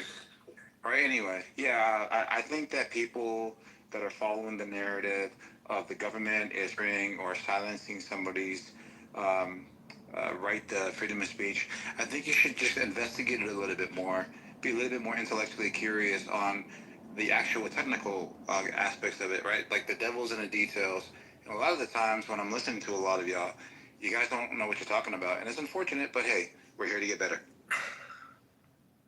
You can add me to the queue. Yeah, that was a nice deflect on the fact that you don't have an answer on who would regulate that, but it's okay, bro. Win some, lose some. The FCC done. All right, it's my turn. Go on, don't disrespect me, bro. I didn't interrupt any of you. And this is the ink, and I don't know what the fuck you talking about, bro. You have bad memory. It's all like the drugs and shit you done, bro. I've never once ever said that the guy wrote a love message on his bullets. I don't even know where you got that from. I don't know. It's like some. Dewey said that you did, and Mike said that you did. So I would like you to attack him right now on stage, right fucking now. Hold on. We got Mike right here. That's 100% cap, bro. Yeah, I've never said that. Wait, Mike, you being a bastard, bro. I said Dewey. Nah, I caught Mike you. You Dewey, were wrong. You were saying it was a love letter, and I was like, nah, this is. I never he said said that. Dewey said you and King. So this conversation, I take it. You can't remember anything, Egan. God. Yeah, I take it that you mean this conversation. When you thought strongman should be intentional. You just said Mike, and then he said. This was right after I cooked you with your kids. Rather do weed in the car or smoke crack on the sidewalk. I know you want to cover up the drug-induced hallucination you had, but just give me a second, bro. I don't do drugs, bro. So everybody heard you. You said Mike and Dewey heard me say this. So I'm taking you're trying to paint the picture that they had. So I pinned Dewey, and they said it was you. Where did the Mike part come in? Were you wrong about that? When I wasn't here, right? But even if that's the case, nobody in this room since Charlie Kirk's dad has ever heard me say that, it was a love letter or message. It was pointing out to his love to his transgender partner. Yeah, I never said, bro. Hey, bro, I need to find out who the fuck had that fucked up take. I know King was one of them, but I'm trying to. I swear to God, I was arguing against Dewey. Remember it. And then Dewey said, I never said that. That was King Solomon and Eric. Nah, I was like, I know it's King Solomon, bro. And I could have sworn Mike's there. Me, bro. Nobody heard me say that shit. You maybe. All right, bro. I was like, that wasn't me. Oh, it was knowledge. Wait, it was knowledge? He even said it was knowledge. Okay. All right. Cool. Well, yeah. Look at you. Knowledge is cooked, bro. You gotta lay off the. Yeah, bro. I just don't know. Bro, that take was so brain dead, bro. I was like, what the fuck? It's the Lunchables, Eric. It's the microplastic. It's okay. No, it's the vaccines that have autism. This has happened multiple times, dude. It's crazy. Okay. I'm sorry, Mike. My bad, Mike. You did get cooked. You did get cooked with the. Would your kid rather do weed in the car or? Even knowledge said so, bro. Even knowledge said so, bro. Look, here's the thing. First, let's not get off. Let's not distract. I know you're trying to do that. Let's let Eric do his victory. It's okay. Go ahead. I'll be in the car smoking pot while you're on the sidewalk on crack. Look, I know it's hard for you to control it. Like, come on, let me finish. Right, so you tried to come in here and defame me, bro. I don't know. My God. That's just like an idiotic take. I don't even like. Dude, you're a lawyer. At least try to say slander, bro. I don't think that like I would even like if I was like high, if I was off like crack or crystal meth, I would make that dumbass point, bro. Look, but then, with that being said, yeah, I have to say with Samal, man. And I said this earlier, and I'm gonna keep saying it. Like a lot of you guys on the left and the right, when we had this conversation about Jimmy Kimmel, like you guys misunderstand the protections of the First Amendment and how it's supposed to be applied and what it actually does. A lot of people are conflating a lot of different things, right? And the powers that the government actually have when it comes to regulating certain types of speech that is broadcasted through the airwaves, right? And it's just like what the FCC said, right? It's totally legal, right? What he said that they had the power to do, or what they might do. That's totally legal, right? Now, we can get into this game, and I even agree with Hagop and Dewey earlier, is that we can say that the regulation that the FCC, they like to pick and choose when they like to apply the rules to certain people. Absolutely. That's just how politics work. Rules for thee and not for me, right? Or it can be equated, Eric, to the border. Like one administration enforces the border and one doesn't. When the administration changes, so does the rules, right, for certain people. Yep. And so, we can agree there, right, that they will apply the rules selectively, right? But we can't say that because he said it, that they're like breaking, like violating your First Amendment rights. They're not. Just like this. Please stop saying that. That's just idiotic. and it just makes my like brain cells like jump in fear of like getting your idiotic disease. When I hear people say it. Also, what was the other point somebody had said? It was the Donald Trump thing. Jimmy Kimmel, trying to track here. It was also that people were talking about like, look, even like, the First Amendment things aside, a private company deciding to silence their employees. I mean, bro, it's a private company, bro. If they feel like they don't want that person out there saying something that may be harmful to their reputation, bro, you gotta agree with it. And the left, you're no stranger to this. The left has always, been the people screaming and defending private corporations for silencing people when they said something idiotic. And now all of a sudden, when it happens to Jimmy Kimmel, oh, you want to boycott Disney, and you're for free speech. All of a sudden, get the fuck out of here, bro. Both sides are just like retarded. I don't know. It's like cancel culture. I sit back, bro, and you niggas is just like dumb. Like it's just like honestly, nobody has like a backbone when it comes to this conversation at all. I do. You want to bet? You want to bet here? You want to bet? People flip. Yeah, hold on. People just flip flop like a fucking screen door, bro. Like every couple of months when the headlines change, people have different stances and principles, bro. Like there's nobody in this room that I think from like since 2020 till now that has held the same stance, like in principle. Never. Someone has always been getting. No, you haven't. You flip flop as well, bro. Respectfully. Okay, can you give me an example of what I flip flop? Yeah, but no, I'm not gonna do that right now. But okay, gotcha. We can get into that. Baseless accusation that I can definitely turn you. I definitely can turn you into a medium rare steak later, bro. Just give me a second. It's kind of weird, bro. Why are you thinking of meat, bro? Don't think of me and meat in the same sentence, bro. Please stop. That's haram, bro. Who go easy? Is it my go? Those are better now, bro. That's haram. I guess I put me in the queue. Ain't nothing wrong with meat, bro. You gotta enjoy that. You gotta enjoy meat. Nah, bro. I'm gonna let you pause yourself right there, bro. Nah, I'm not pausing, bro. Yeah, ain't nothing wrong with enjoying meat, right? Yeah, you gonna eat the meat. Bro, you not, bro. No, come on. Okay, so enough of the gay shit. Enough of the gay shit. Enough of the gay shit. Yeah, enough of the gay shit. So Aries, yes, y'all keep interrupting. Y'all keep interrupting. Look. Girl. Yeah, so with that being said, where was I before he interrupted me and I had to go tell him about my meat? Damn. Anybody know where I was at? Yeah, you were saying you enjoy meat. You niggas not having a backbone. Yeah, and this is on both sides, bro. Like, it's a shame that like we allow partisan politics to get into in the way of actual like discourse and community building, bro. Like I didn't know. Maybe like that. Maybe it's just like a modern thing by ignorance, because I wasn't born earlier before. But maybe this is like a new thing in my era of being alive, where like people are like so down to ride for like a political party that like really don't give a shit about them.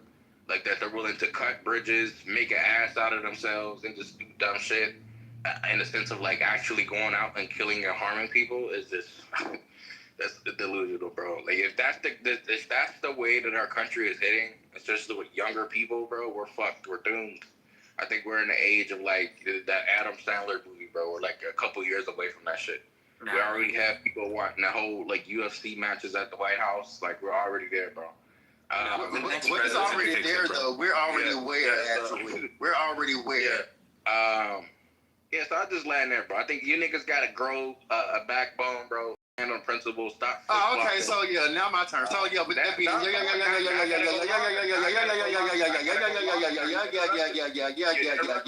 go longer. You didn't You didn't let the plane land. Now I gotta go back around. I gotta talk. That's because one of your wheels fell off. That's why. Yeah. I thought they put me in the queue, Eric.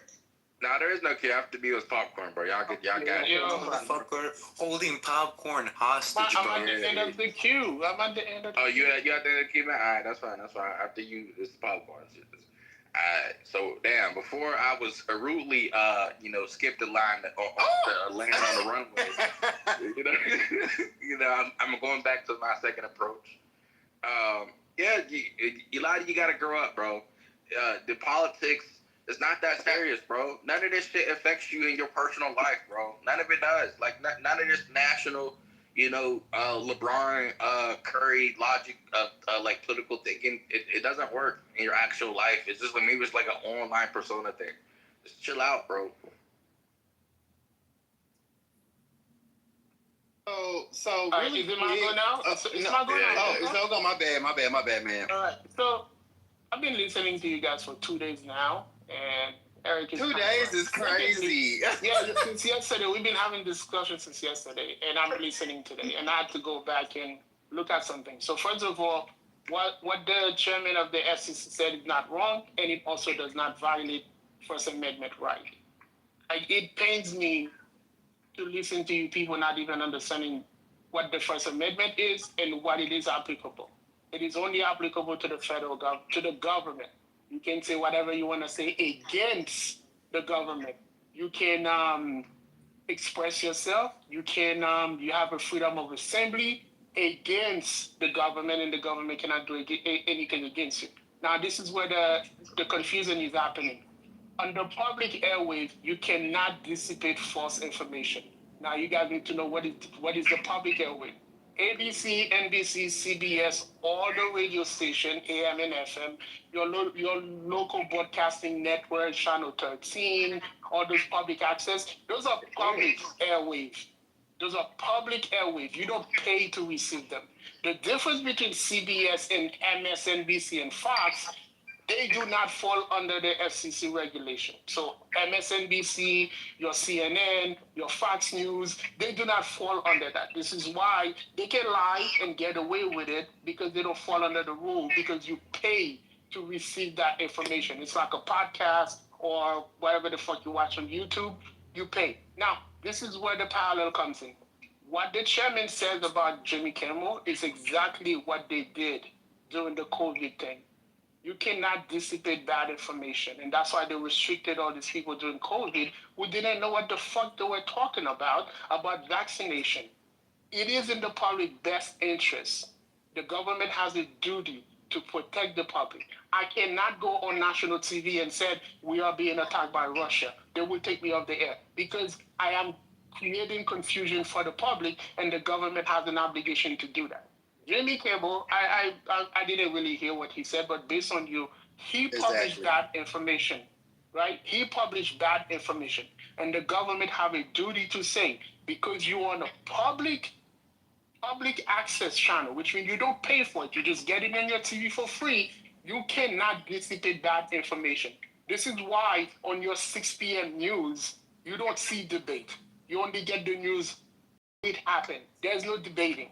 There is no innuendo. There is no I think. They just tell you what the news is. I have the last tortilla. I'm not going to eat it.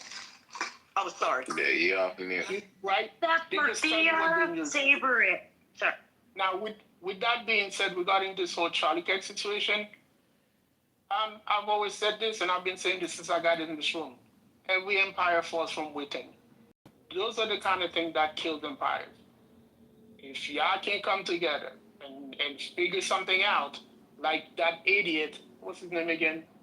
Rich just said, pack up on your ammo and your food and start your civil war. And then we can just divide the country into 50 little pieces, and then I'll live in the Republic of New York, and then we can keep it moving.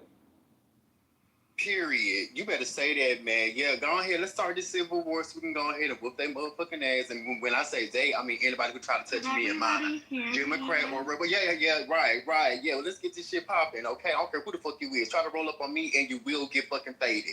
Now, with that being said, now, when we talk about Brendan Carr, which is the chairman that you're speaking of, and I find it really, let me get in my car because I live close to the airport, so I get a lot of airplane traffic where I'm at, so I want y'all to be able to hear me when I say what I'm going to say. Now, when we talk about Brendan Carr, C-A-R-R, you know, we're talking about someone who literally said during President Biden's administration because there were a lot of political satire when it came to conservative podcasters and influencers saying things about Biden or whatever have you, blah, blah, blah, blah, blah. But anywho, Brendan Carr, this was in 2022, and I personally went back in his Twitter to see if he actually said this, and he did. He said, President Biden is right. Political satire is one of the oldest and most important forms, plural forms, of free speech. And he goes on to say, it challenges those in power while using humor to draw more people into the discussion. That's why people in influential positions have always targeted it for censorship. That was the chairman that you're currently talking about, Matt. Just in 2022, he was like political satire is fine, especially in forms of free speech. And I find it interesting how people want to dismiss the whole infringement on the First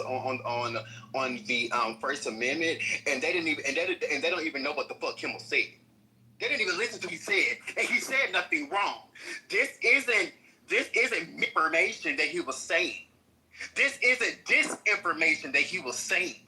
He wasn't going out saying, "Oh yeah," and the shooter was a fucking white KKK murdering motherfucker who was this and that before they even. Yeah. Why are you talking? Yeah.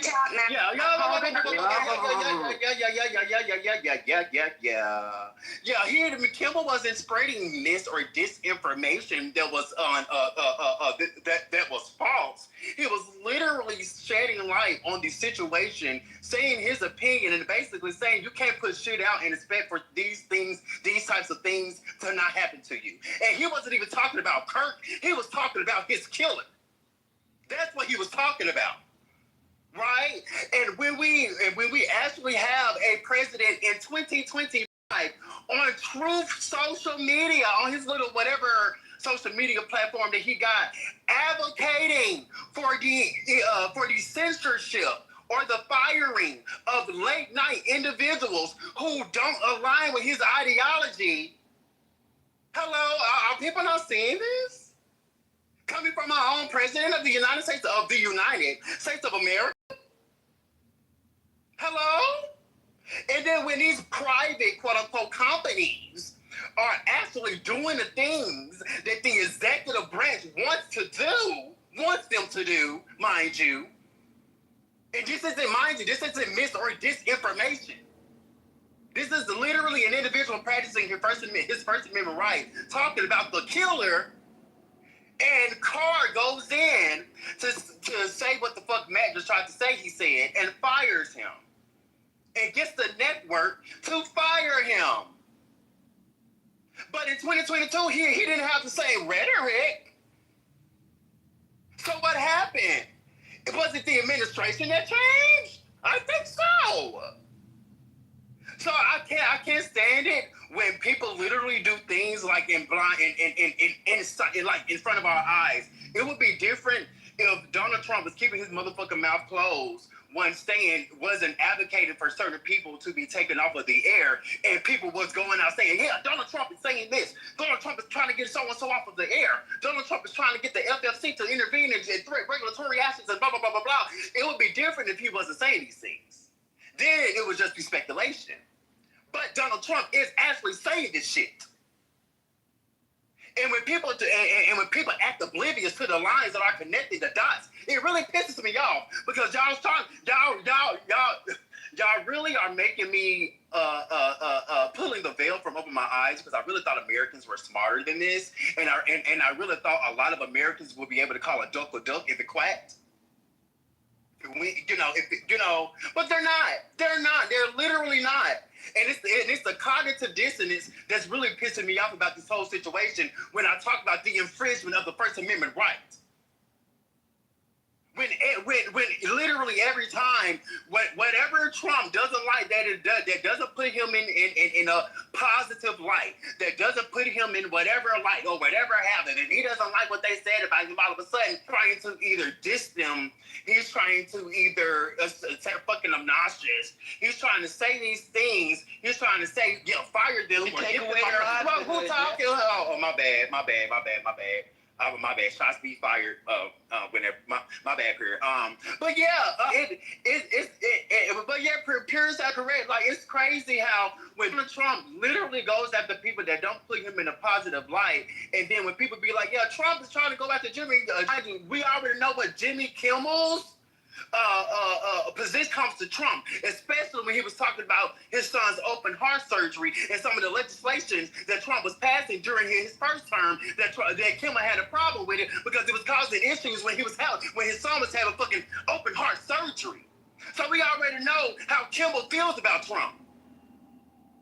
And now Trump gets the second term. Trump is advocating for this motherfucker to be taken off the air. Trump gets a motherfucking person that has him in his pocket named Carr, a chairman of the FCC, to say, oh, well, we took this person off because you can't say this and you can't say that. You can't say this and this information. You can't get people all riled up and say these. Mind you, he was only practicing his First Amendment right because nothing that he said was wrong. Nothing that he said was wrong. For the people who actually listened, the fuck he said, nothing that he said was wrong. So Eric, I don't know what the fuck you talking about, but you can shut your shit the fuck up. Cause you wrong too. You're wrong. It's all right. Oh, shut the fuck up, nigga. You wrong. You wrong and you know you're wrong. So anyway, back to what the fuck I was motherfucking saying. If I was really interrupted, Kimmel didn't say not one motherfucking thing that was wrong. And we already know how Kimmel feels, and I'm gonna land here. We already know how Kimmel feels about Trump. So now that we have Trump actively using people that he has in his pocket to get certain people off of the air that aren't in line with putting him in a positive light or sitting on his motherfucking dick, all of a sudden people can't, oh my goodness, that is what it is. Him doing this and him doing that, connecting the dots, does relate. Yeah, 1 + 1 does equal 2. Apparently, all you gotta say, all a person gotta say is fake news, and all of a sudden people can't, all of a sudden people question the 2 + 2 is equal to 4 anymore. All you gotta say is it's fake news. And all of a sudden, people can't multiply no more. People can't read no more. People don't have common sense no more. All you got to say is it's fake news. So, yeah, that's my issue. And we have really got to connect the dots and start calling things a motherfucking thing. If a president is using his executive power or using his influence to take people off of the air that don't positively have him in a light, that is a fucking issue. So stop fucking acting like it ain't and stop fucking acting like it's not happening. And I'm saying this as a fucking federal employee. Now, Eric, you just motherfucking said that, oh, yeah, whatever the federal government does doesn't personally affect you.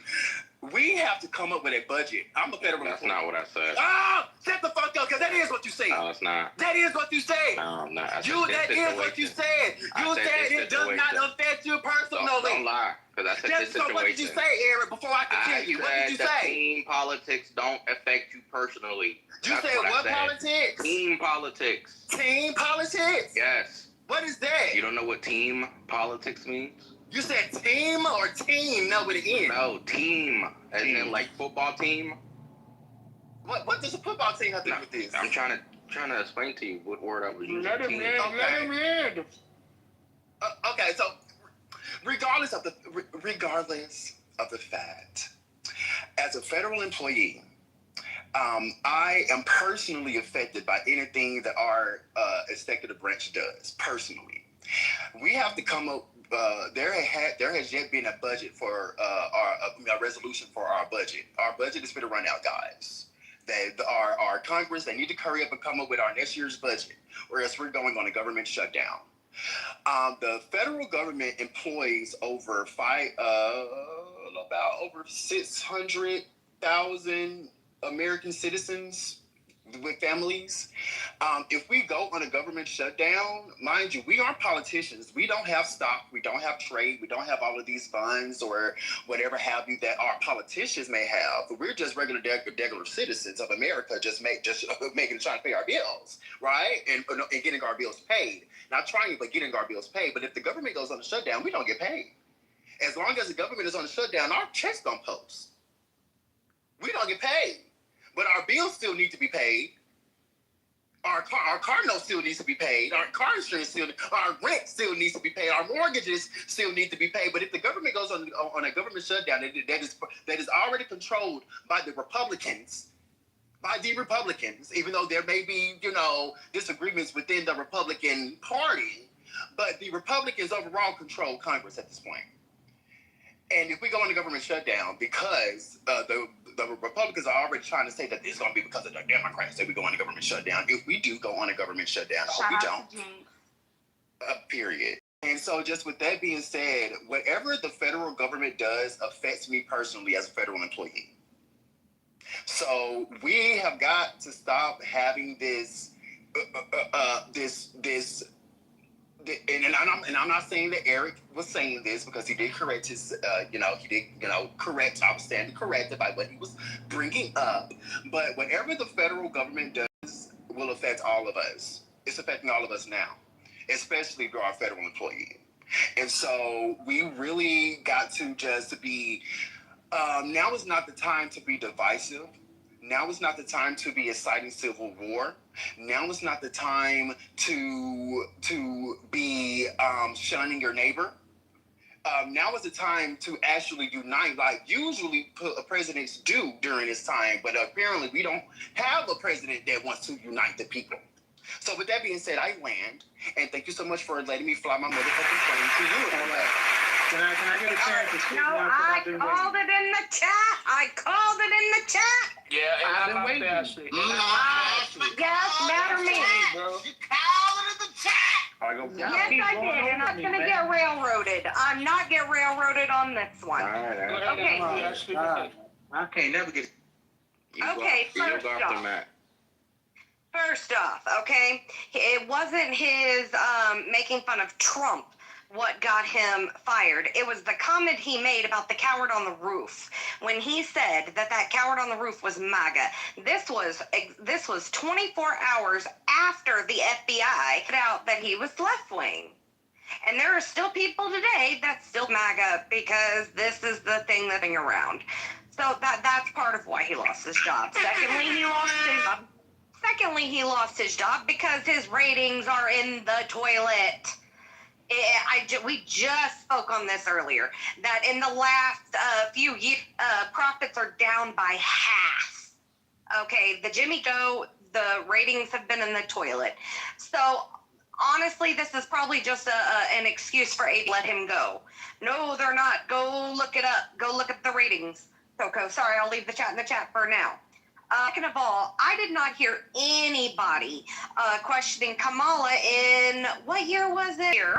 When she was calling for censorship on social media platforms, holding social media platforms to a standard. Now, we want to talk freedom of speech. Like, yeah, we have the FCC that has the guidelines for broadcast media. I don't have anything like that for social media. And that I see as the that I see is going against freedom of speech because, as long as it doesn't go against the platform's TOS, they're a publicly traded company. So why is the vice president saying she wants to put something out there to stifle people's freedom of speech from using their social media when that is what that platform is? It's social media. It's not public broadcasting airways. So, I mean, it's not just the right that is doing all this. It's also Kamala back last year. I'm pretty sure it was last year. Let me check the Google thing here. Yeah, it was Harris has been stated that social media must be held accountable for the context on their sites, particularly when they profit off of hate act as a megaphone for misinformation. Though that was in 2019. I just heard this, it was like a soundbite that somebody put behind their video, and it was really interesting to me that I did not hear an uproar behind that, when that would be a stifling of freedom of speech, not the FCC actually enforcing their guidelines that they have had set for forever. And that's what they did to Jimmy Kimmel. They enforced the guidelines that were already there, but I don't even think the FCC even had a hand in it. Didn't do anything. Exactly. I don't even if they did, then they'd be well within their right. But I think it was just ABC because the ratings were plummeted, and it was a good excuse. All right, man. Once again, I think this those kind of conversation reveal the state of the education system in the United States. Most of you guys don't know what the First Amendment is and why it's applicable. People, you don't have the right to First Amendment on Twitter. Twitter determines what you can and cannot say. On YouTube, you also don't have that. You also don't have it inside my house. You don't have it inside your house or inside your car.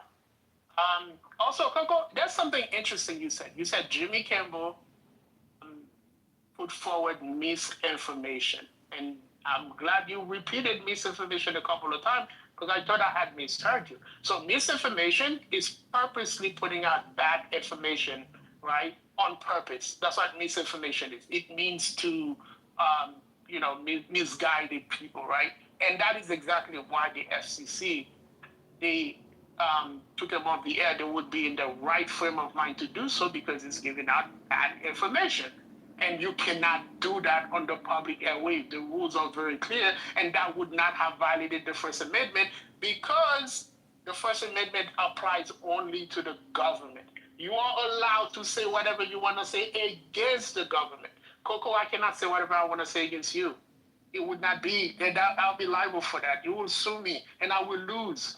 I cannot just say anything out of my mouth just because I feel like saying it in the First Amendment. I know most of you guys do not understand the First Amendment, and it pains me to hear this conversation.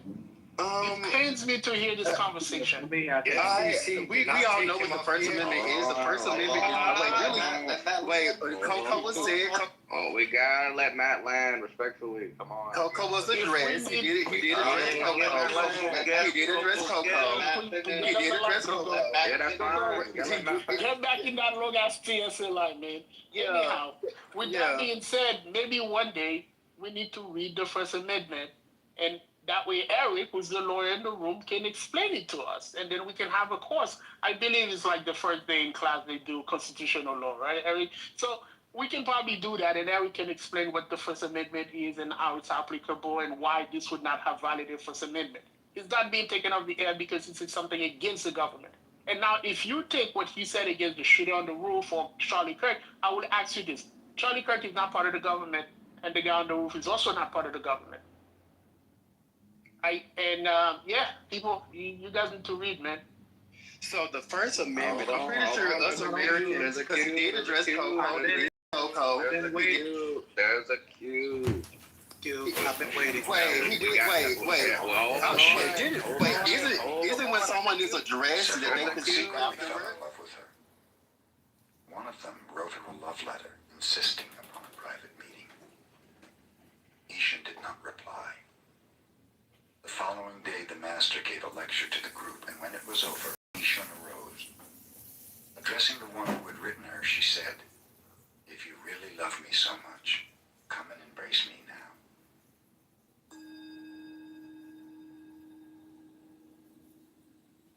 There was an old woman in China who had supported a monk for over 20 years. She had built a little hut for him and fed him while he was meditating. Finally, she wondered just what progress he had made in all this time.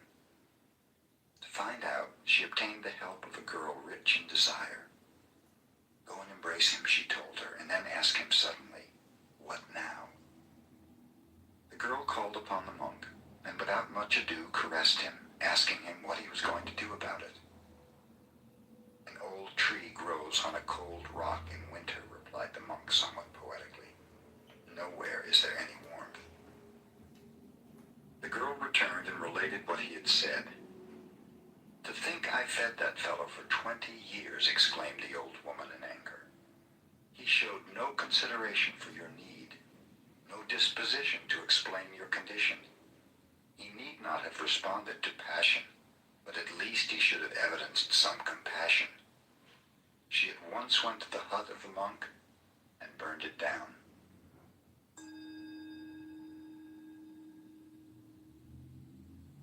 In the early days of the Meiji era, there lived a well-known wrestler called Onami, Great Waves. Onami was immensely strong and knew the art of wrestling. In his private bouts, he defeated even his teacher. But in public he was so bashful that his own pupils threw him. Onami felt he should go to a Zen master for help. Hakuju, a wandering teacher, was stopping in a little temple nearby, so Onami went to see him and told him of his great trouble. Great Waves is your name, the teacher advised. So stay in this temple tonight. Imagine that you are those billows. You are no longer a wrestler who is afraid. You are those huge waves sweeping everything before them, swallowing all in their path. Do this, and you will be the greatest wrestler in the land. The teacher retired. Onami sat in meditation, trying to imagine himself as waves. He thought of many different things. Then gradually he turned more and more to the feeling of the waves.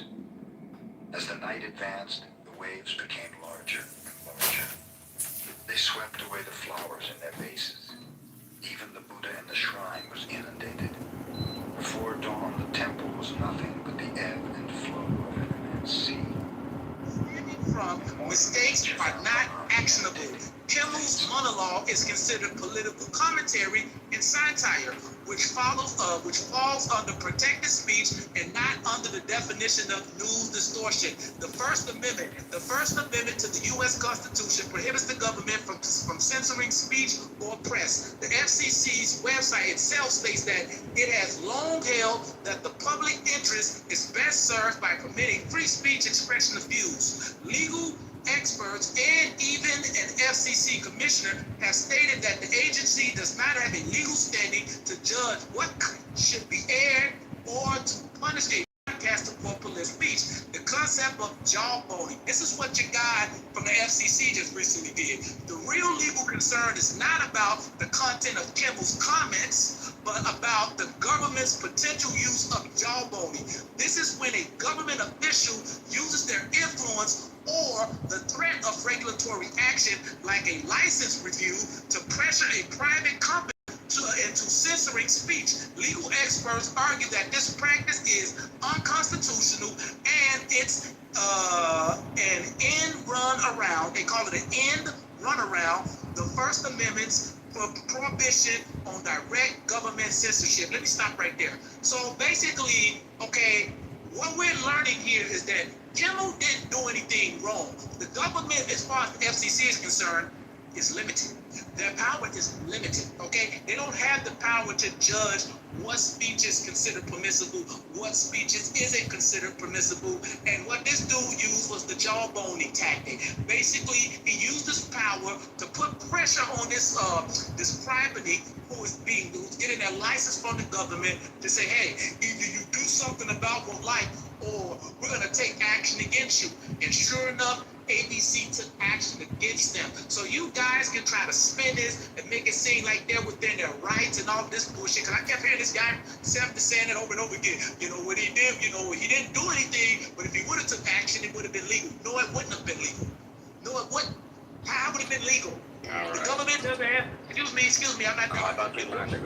No. The government, listen. People talk for 3 years. I'm not going to be that long. 60-second violation, go ahead, take your time. People talk for 3 years. I'm not going to be that long. What I'm saying is this here, okay? And that's fine. You can disagree with me. You come on and disagree with me. I don't have a problem with that. What I'm saying, though, is that what I just read here clearly says that power is limited. They don't have the power to judge what is permissible speech and what isn't. They don't have the power to compel a company through outright snatching away of licenses or threatening them, to compel someone to shut their mouths up because they don't like what they're saying and things like this here. Like this shit, where we're at now, this is really fascist, authoritarian. Because your guy is on True Social, like that person said. He's on there talking about, and he was on the Air Force One. Jimmy Fallon is next. Get rid of him too, because he never says anything nice about me. He's in the Oval Office saying that shit. All Jimmy Kimmel ever did was say bad things about me. But so what? He has a right to fucking do that. What the fuck are you talking about? That's fucking free. This dude's a comedian. Brother, Comedians are saying, 60-second violation. you let them people talk for an hour, and I just only had 2 minutes, and now they're like, listen, what they don't like is truth. The truth, and I'm landing here because they listen, when the truth comes, they want to run you off the mic. So I'm gonna land right here. The point I'm making is this right here.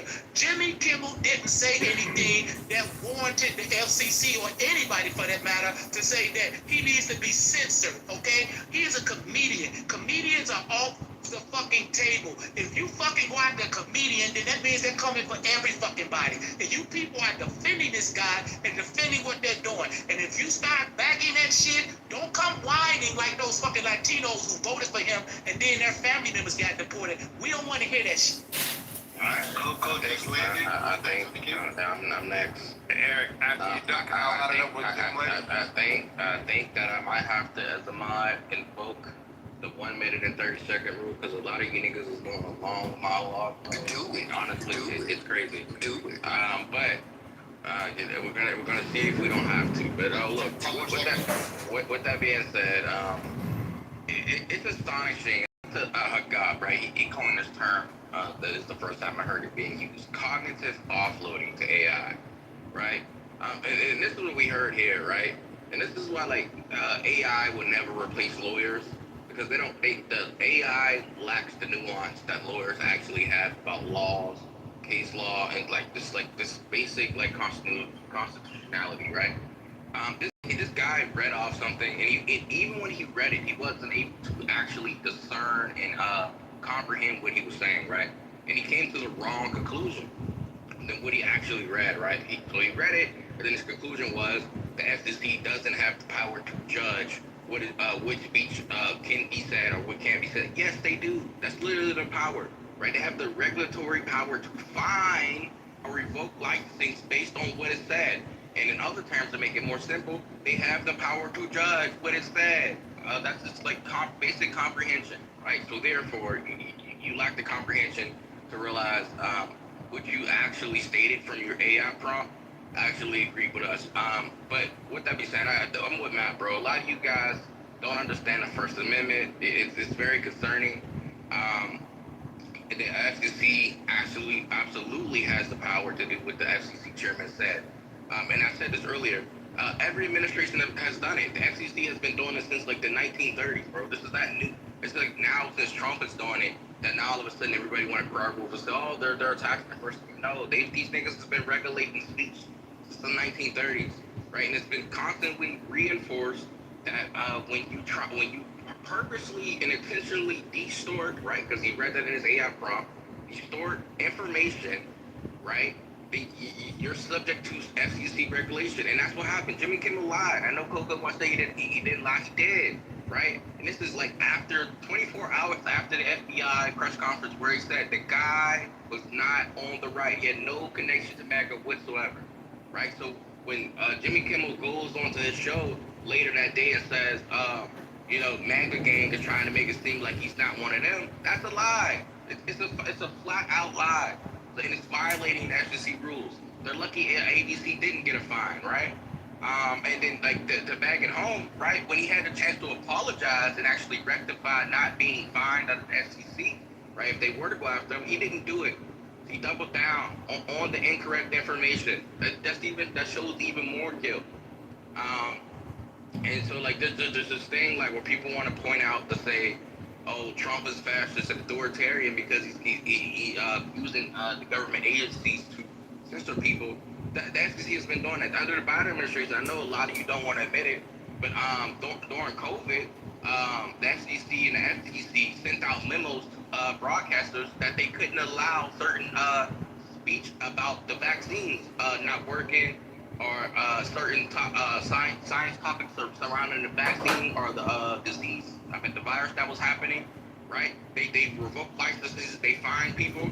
The broadcasters was allowing this speech to happen on their broadcast, and nobody batted an eye. Nobody said anything, right? But now that there's Trump doing it, right, and everybody want to cry wolf. No, we have to keep the same standard. That's why I said like both fucking sides sound retarded. Talk it out of your fucking your neck. Nobody has actual knowledge about how the First Amendment works, right? In the case law surrounding FCC regulation when it comes to speech. right? And this is just I don't know. Baby matters, right? It's just like the state of like the American education system. If I were to ask like most people in here, like what are like all the clauses of the First Amendment, you couldn't name it, but you just go around the First Amendment as if you actually know what it is, right? Because Matt is absolutely correct. Your First Amendment is protection from government persecution, not other people persecuting you. Because if you say something your employer doesn't like, the government's not going to come in and say, oh yeah, your employer can't do it. They're not going to say that, right? If your neighbor said you to kick you out of your house because you said something they didn't like, the government's not going to come in and say, oh, he can't kick you out because you said something.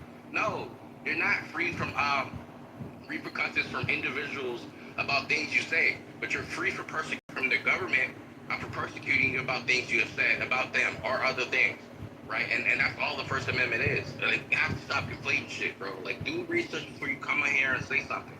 Like, that's all I'm asking. And it's both sides, not just the left. The people on the right in here who was defending this shit, they also made a conflation about the First Amendment. They're wrong. Everybody's wrong. And it's just like, it hurts me and it pains me as somebody that actually knows this, that like people are like loud and they're so commonly wrong. Like they leave this room and think like that it works that way and it actually doesn't. Like, can I honestly feel bad? There's the cue. There's the cue. There's the cue. What's the cue? Where's the cue? Where's the cue?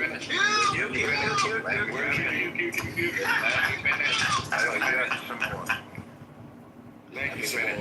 Yeah, so that's another hour I got on the mic. All the interruptions. Nigga, you with the 60-second violation. Yeah, so that's another hour on the mic. That's 2 hours. All right. That's 3. Aries only, bro. Like 4 hours. We got 5. Okay.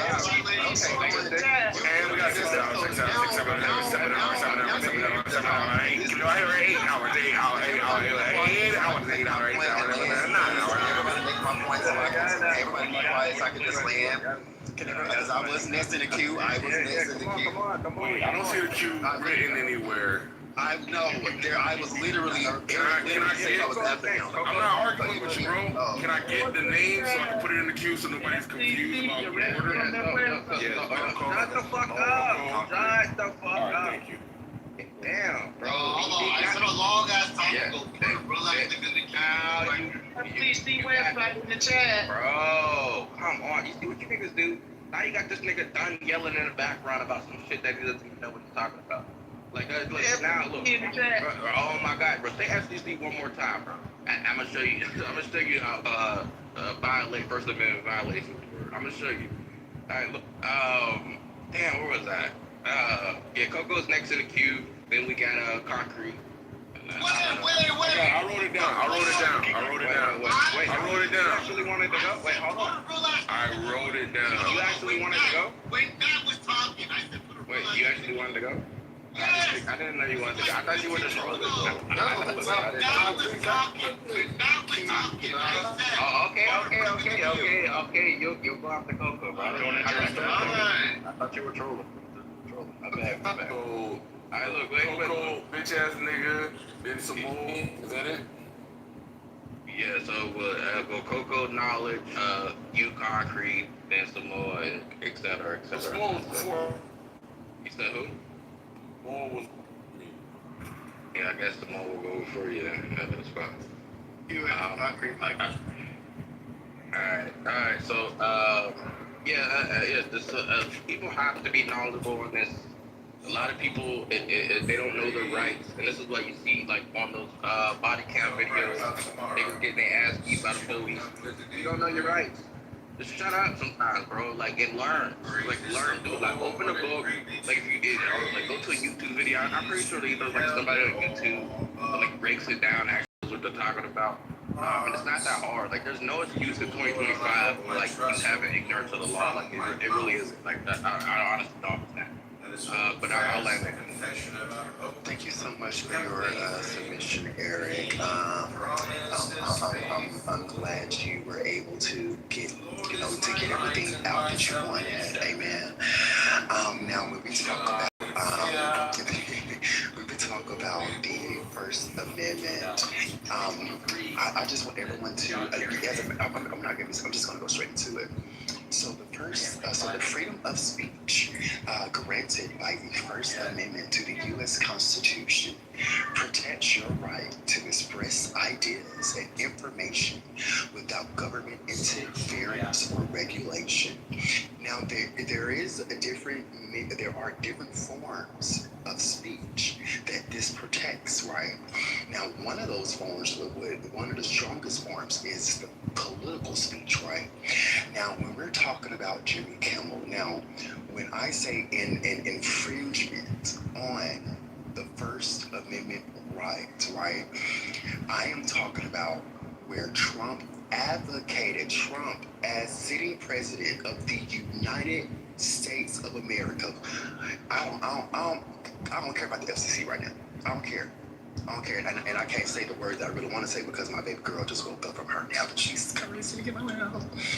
Give me some, give me more chips. Okay. All right. So, with that being said, when I talk about the First Amendment right being infringed upon, Trump advocated for not only Kimball but Colbert to be taken off of the air. Okay.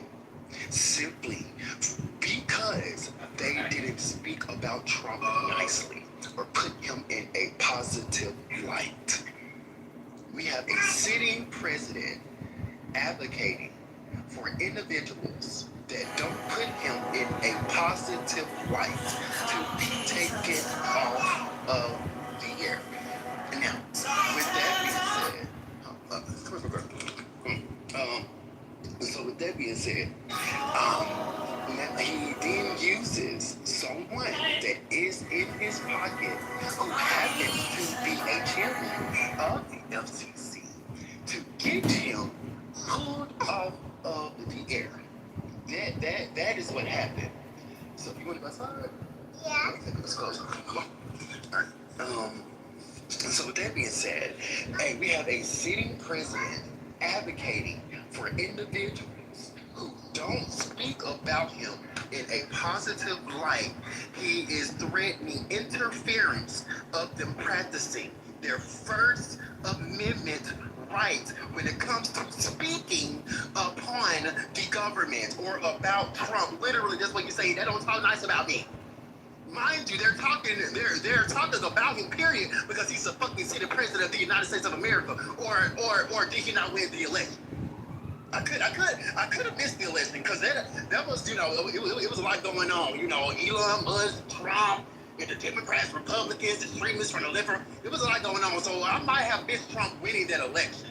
But currently, as I remember it, Trump is the sitting president of the United States of America. And usually, for decades, late night TV influencers or late night individuals, they always do political satire. I just watched it. I'm going to rewatch it again. I just rewatched the Jimmy Kimmel monologue. About what, quote unquote, got him fired. He never referenced the political affiliation of the killer. He never referenced to it. He referenced to like his parents, but he didn't reference to any political party that the killer was. What he did talk about was what J.D. Vance said about the killer. What he did talk about, who is J.D. Vance, is our vice president currently in 2025. So yes, they have every right to talk about him because he is the sitting president, vice president of the United States of America. And then he also talked about he threw fun at when Trump was asked by one of the reporters, "Hey, how are you taking this Charlie Kirk shooting or death or whatever, or tragedy or whatever have you?" And then Trump goes on to say, "Oh, I'm very sad. But look over here to this $8 billion ball rock going on over here that we're building that's been happening for decades." And then he threw shade at that. But he never gave an political affiliation of the killer. So for individuals that's sitting on this motherfucking stage talking about, "Oh, the FCC fired him because he spread misinformation saying that the killer was a MAGA." No, he didn't. He actually didn't. He did it. I believe Jimmy Kimmel is smart enough to know what can and cannot get his ass fired. Okay, but what he didn't know was Trump's influence over certain people within the FFC that do have the power to get his ass kicked off the fucking air for putting his ass in a negative light. So for individuals that are literally trying to act oblivious to Trump, and there's video of this, and that's why I'm getting so pissed off at y'all right now. There is video of Trump saying that these persons should be taken off of the air because they don't talk about him nice enough. They don't put him in a negative. They don't put him in a positive light. And the same individuals that he's saying that should be pulled off the air are getting pulled off of the air. Stop acting bitch ass dumb, because you are. And Eric, I'm really talking about you at this point. Because you really acting bitch ass dumb right now. And I really need for you to kind of like get start getting those brain cells back going so you can actively think not. You're being real docile right now to the shit that Trump has actively said, and it's pissing me the fuck off. So that's what I'm talking about. When I talk about the First Amendment right, I don't know what the fuck Matt was bringing up. He was talking about, y'all don't know what the First Amendment right is. And with the FFC, bitch, we know that. We know that. I didn't say anything about the FFC. When I brought up, I literally said Trump. I literally said Trump advocated for. And then I brought up the First Amendment right because Trump is the sitting president advocating for individuals who don't put him in a positive light to be taken off the air. Let's not act like this isn't happening. Please keep it the fuck up. And I land. He said Jimmy Kimmel. Wait, He tell said me, Jimmy bro. Fallon. Bro, That's that nigga. Where that real nigga? Come on, bro. Back up. All right. With knowledge. Now so you want to go. Man, what the? I asked to be in the queue. I looked at it. It was around 6 Eastern time, around 6:23 p.m. You know what? The point that I had to make was quick. It was funny. It's no longer relevant. It was going to be responsive. What Matt said about protection rights, but it's completely irrelevant now. It was going to be also a response to something made about Coco. But yeah, at this moment, it's no longer relevant. So I just want to say, fuck all of you. And suck a dick, no pause, all that. You said you gonna fuck me, bro. What? Oh, come on, man. Stop with that nitty shit, man. Get the baby oil out the room. All right, real quick. Hey, Tim, you there, bro? I'm right here, and I'll always be here. All right. So I know that you're down here with the gladiators and all that stuff, but earlier today you played a Ted Cruz clip, and I don't understand why you didn't understand what the actual point was.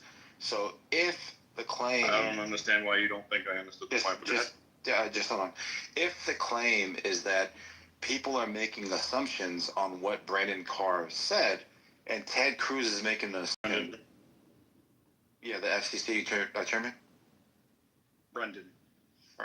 Brendan Clark. Or Carr. All right, so if the assumption off of the podcast is what he means when he says easy way or hard way, you have to be able to listen to the next interview that nobody knew about, which was the Will Kane interview, where he clarifies what he means by easy way or the hard way. Could you agree with that? Yeah. All right, so when Ted Cruz said what he said, he didn't hear the clarification. So he's going off with the same assumption that Soli and you guys earlier were going off of. Could you agree with that? Yeah. So a moderator would be inappropriate to step in at that, especially if they're not privy to all the information. They could offset like the actual engagement. Do you agree? Sure. Well, thank you very much, Tim. You have a nice day. Okay. All right, Concrete, go ahead. I feel you on that one. Niggas jump in like a guava as a moderator for the first time in her life. Don't know what the fuck is going on. I got 2 homes on Section 8 right now, and the women both work very... Patty was still great, but Patty wasn't the only mod, and she's not the only owner of the house. So it was a little uncomfortable. Don't invite others? You want to go into it? That's going to be some great practice for you. What a rate is it? Hold on.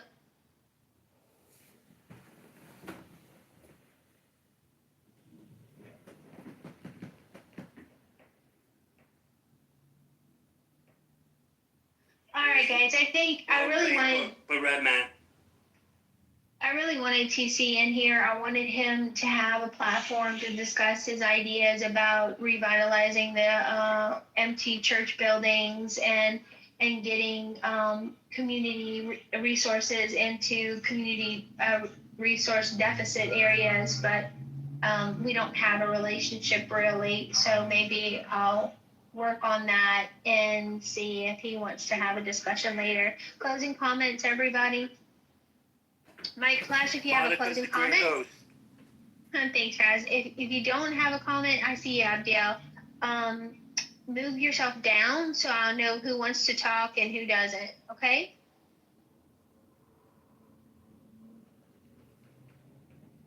Go ahead, Abdiel. I just want to thank you, Monica, for hosting this space. Thank you. Very entertaining, very informative. And let's go America, baby. America for life. God bless America, and I hope everybody's safe tomorrow. Raz, closing thoughts? Yeah, we might disagree, but in the end of the day, we're all USA. Go USA. That's right. Okay, guys, this is politically incorrect by the fire. I hope you guys have a safe, great weekend, and I'll see some of you around the clubhouse.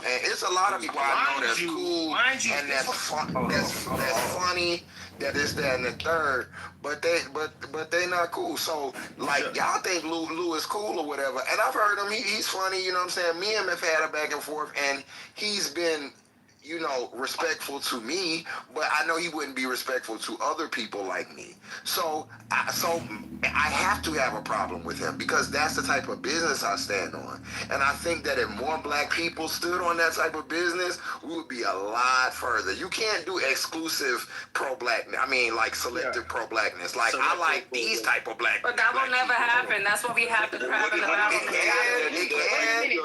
That's why we have the crab in the barrel mentality. The real point, y'all, is this. As cool as Lou Fax is. Wait a minute, MJ. I'm really curious. Like, just what are you saying? Because this is new information to me, and I've been me too. I'm trying to understand. So I mean, and the thing. Hold on, please. I'm asking a question for real. Josh is gonna tell you.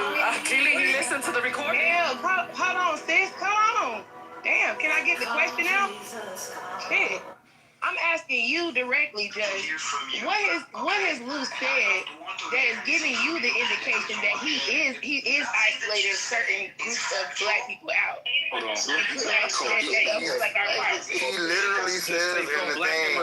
Can I hear from Judge? Thank you. Okay, let Judge go. There you go. In his statement, he says, we always trying to let BIPOC or LGBT people in. That's what he says, which is a common like theme or whatever. That's a fact. And the real point is, but y'all can replay it. He said it. Yeah, and the whole crux of this is that language, that able-bodied language, is straight out of Project 2025, right? That's straight up. Now hold on, MJ. Now you're not about to put that shit on his. What the fuck you mean? Project 25. Now you reaching. Project 25. Like, what y'all doing? That's exactly what Project. Let me read the Project 2025. If y'all don't know what it is, say that. While you're reading. Because I'm tired of the stupid nonsense. We are in a. What is your end goal, MJ, doing all this? What is your end goal? What's my end goal? MJ, but who modded MJ? I want to say something. Who modded MJ? MJ's my homeboy, but I don't look. Who modded him? Because I don't know if in the bumping Put him back up. I dropped him. He got modded at the same time, so maybe they did it on accident. I don't know. But what I'm saying is this. I'm bringing it up because people think that a lot of these so-called pro-black people that was on this app talking about their pro-reparations, pro-everything that's going to benefit the community is in line with what's actually beneficial. But these people will sit up here and talk about, like Mark Carter, word for word, line for line, Project 2025 propaganda. And they'll kick it to you like it's some kind of righteous shit when it's stupid as fuck. So that all that able-bodied people need to be rolled off of welfare and Section 8 and every benefit that black people get while they're fucking work. You know what I'm saying? All that shit, that's straight out of Project. And I could read Project 2025 literature. So what that got to do with Lou, though, is what I'm asking you. So when a you nigga talk says, about King Carter, we know how King Carter talks. I wasn't done responding. I wasn't done responding. Yo, if you guys didn't listen to the recordings, can we just move forward? I did hear the recording. I didn't hear the shit that he's saying. Because you ain't got, because Lou's cool. Because Lou's cool. You ain't gonna hear it. Project 25 and Trump Project. Exactly what BT, I'm gonna knock you out. Stop laughing. Project 25 and Trump Hey, none of y'all tell me shit about what I've seen with Lou, because I've been here since season 1. Hello? Can we play it again? Let's play it again. Can we play it again so we can tie Project 2025? Yeah, we need to hear Project 2025. Again, I ain't heard nothing. I mean, of course y'all not. But what? Before you play it, I just want to ask you. Now, nobody have to like gay people. I'm not even on that. But if y'all, whatever group you in, let's say, whatever is part of your thing, not straight man, like something a little bit more narrow it down. Whatever group you're in, if a person start off by saying, "Yeah, I don't fuck with this group. Everybody else cool. I don't fuck with this group." Even if I thought the motherfucker was cool, I can't be a bitch and be like, he cool, even though he said he don't like motherfuckers like me. That would be some hoe shit. Would it not? No, I agree. I agree, Justin. If that's the case, then I will stand corrected. Bro, okay, so when we play it back, then make sure you listen. Okay. You BT. need to apologize. I'm talking to BT. I'm a little bit with your selective hearing and shit. Just hear me out real quick. I'm a listener, but I'm gonna tell you this. They wanted to know whether Project 2025 is. I'm about to get dropped. The next person that speaks, MJ, go ahead and play the recording. Yeah, I'm gonna play the recording, but they want to know the connection with Project 2025. No, we don't want to know the connection. We're not stupid. Play fucking the recording. Yeah, we don't need that. Oh, yeah, you don't need it now. Okay, Before you didn't hear it, now you don't need it. No, the recording, not your explanation. Hold on, just wait. I'm getting the recording, bro, because Gemini cut me off when I was speaking. Okay, I'm about to cut you off while I'm speaking. I just said don't talk. Let MJ play the goddamn recording. Give me a minute. Hold on a second. So we gotta be quiet. Okay, Ray, I'm about to drop you because you making my brain. All right. Oh, Lord, Ray, you going on timeout. Fuck, y'all act like y'all have pains in your body that you can't keep your fucking shit on mute. If you in pain, take a goddamn aspirin. If the aspirin's not helping, go to a fucking doctor.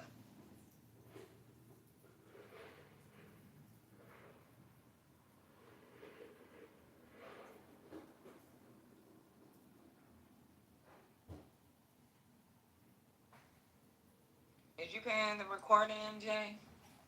Yeah, I'm about to play it.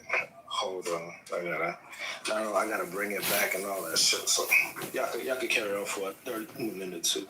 I'll be right back. Well, let Talk A Lot come back up, since he don't know how to speak. Talk A Lot is crazy. Ray, come up. Talk a lot. Come up here. Taco, come on. Yo, Just, I'm gonna listen, but I'm gonna be real with you. I've been around Lou a long time, bro. I ain't never heard him say no anti-LGBTQ shit. He never does that. You know, even with the biracial shit, he always try to defend biracials. He did. And he defends the LGBTQ. Like That's why Just is asking you whose voice was who. That's I why think I'm you trying gotta to tell say you, whose Just, voice like, was I who. really, That's why we were trying to clear it up for him and say that I don't think that was coming from Lou. I mean, well, if it ain't him, I have no problem. Now I will say this, and this is my nigga that don't get no bigger, but I'm gonna tell you now.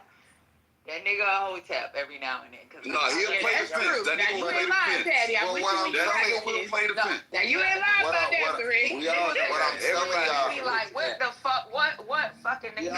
But what I'm telling y'all, I've had my own experience.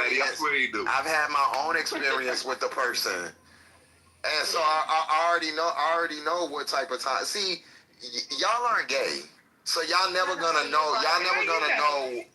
No, but wait, let's not do that. I'm trying to. Jeff is gonna have his own issues. So go ahead, baby. Go ahead. So all I'm saying is, Hold on, they playing it. you playing it? Just go ahead. Finish up. No, go ahead, play it. And when y'all hear it, y'all say who it is. If they're handicapped under 50, that's a different thing. If they're senior citizens up in age, that's a different thing. But if you're able-bodied, throw that motherfucker off and force his ass to have to go to work. Because one thing, like Lou just showed you, immigration is opening up all type of, not just jobs, we're talking high-paying trades. But a lot of people have just gotten so used to hustling the system. Throw the motherfuckers off of there, off the programs. But hey, I think the one place where they need to give grace though, because like for example, if it was like, because I was reading the Big Beautiful Bill, right? And let's say like a scenario, right? You got a woman that got 3 kids. She lives in Section A, whatever, in the projects in Compton, whatever, right? And let's say, based off the requirement for the Big Beautiful Bill, she got to be able to work a specific number of hours for her to get her benefits, right? Then, so not only do she gotta, she a stay-at-home, she a single mother, she gotta leave the home, leave her kids in these toxic environments while she make up, let's say, I think it was like 24 hours a month or whatever, or 40 hours a month. Then, that leaves the kids in vulnerable situations. So I don't think those women specifically, because they getting punished for men not being around. Like, if a motherfucker can't... I was speaking on the men, Lou. Most of the people that's on that shit is women and children, though. It's not a lot of black men on that. Like, it's majority women and children. So that's why I feel like those women need to be protected. Like, they shouldn't have to live up to that standard. Like, them poor white people in Kentucky that shit need to be enforced on them because they 10 generations poor white. These niggas ain't been through no racism, no Jim Crow, no nothing. See, Lou, to a certain extent, fuck her too. Nah, hell no, you tweaking. Listen, let me tell you why. Don't you think that some of them don't have more babies? So because it then gives them more opportunities to more welfare. Mark, you talking to an agent. You talking to an agent. Let me finish what I'm saying. Hey, my nigga, I'm not even gonna play that with you. Block your little dumb stupid ass. I don't even know your little bird ass, bitch ass nigga. Don't call me no agent. Your mama's an agent.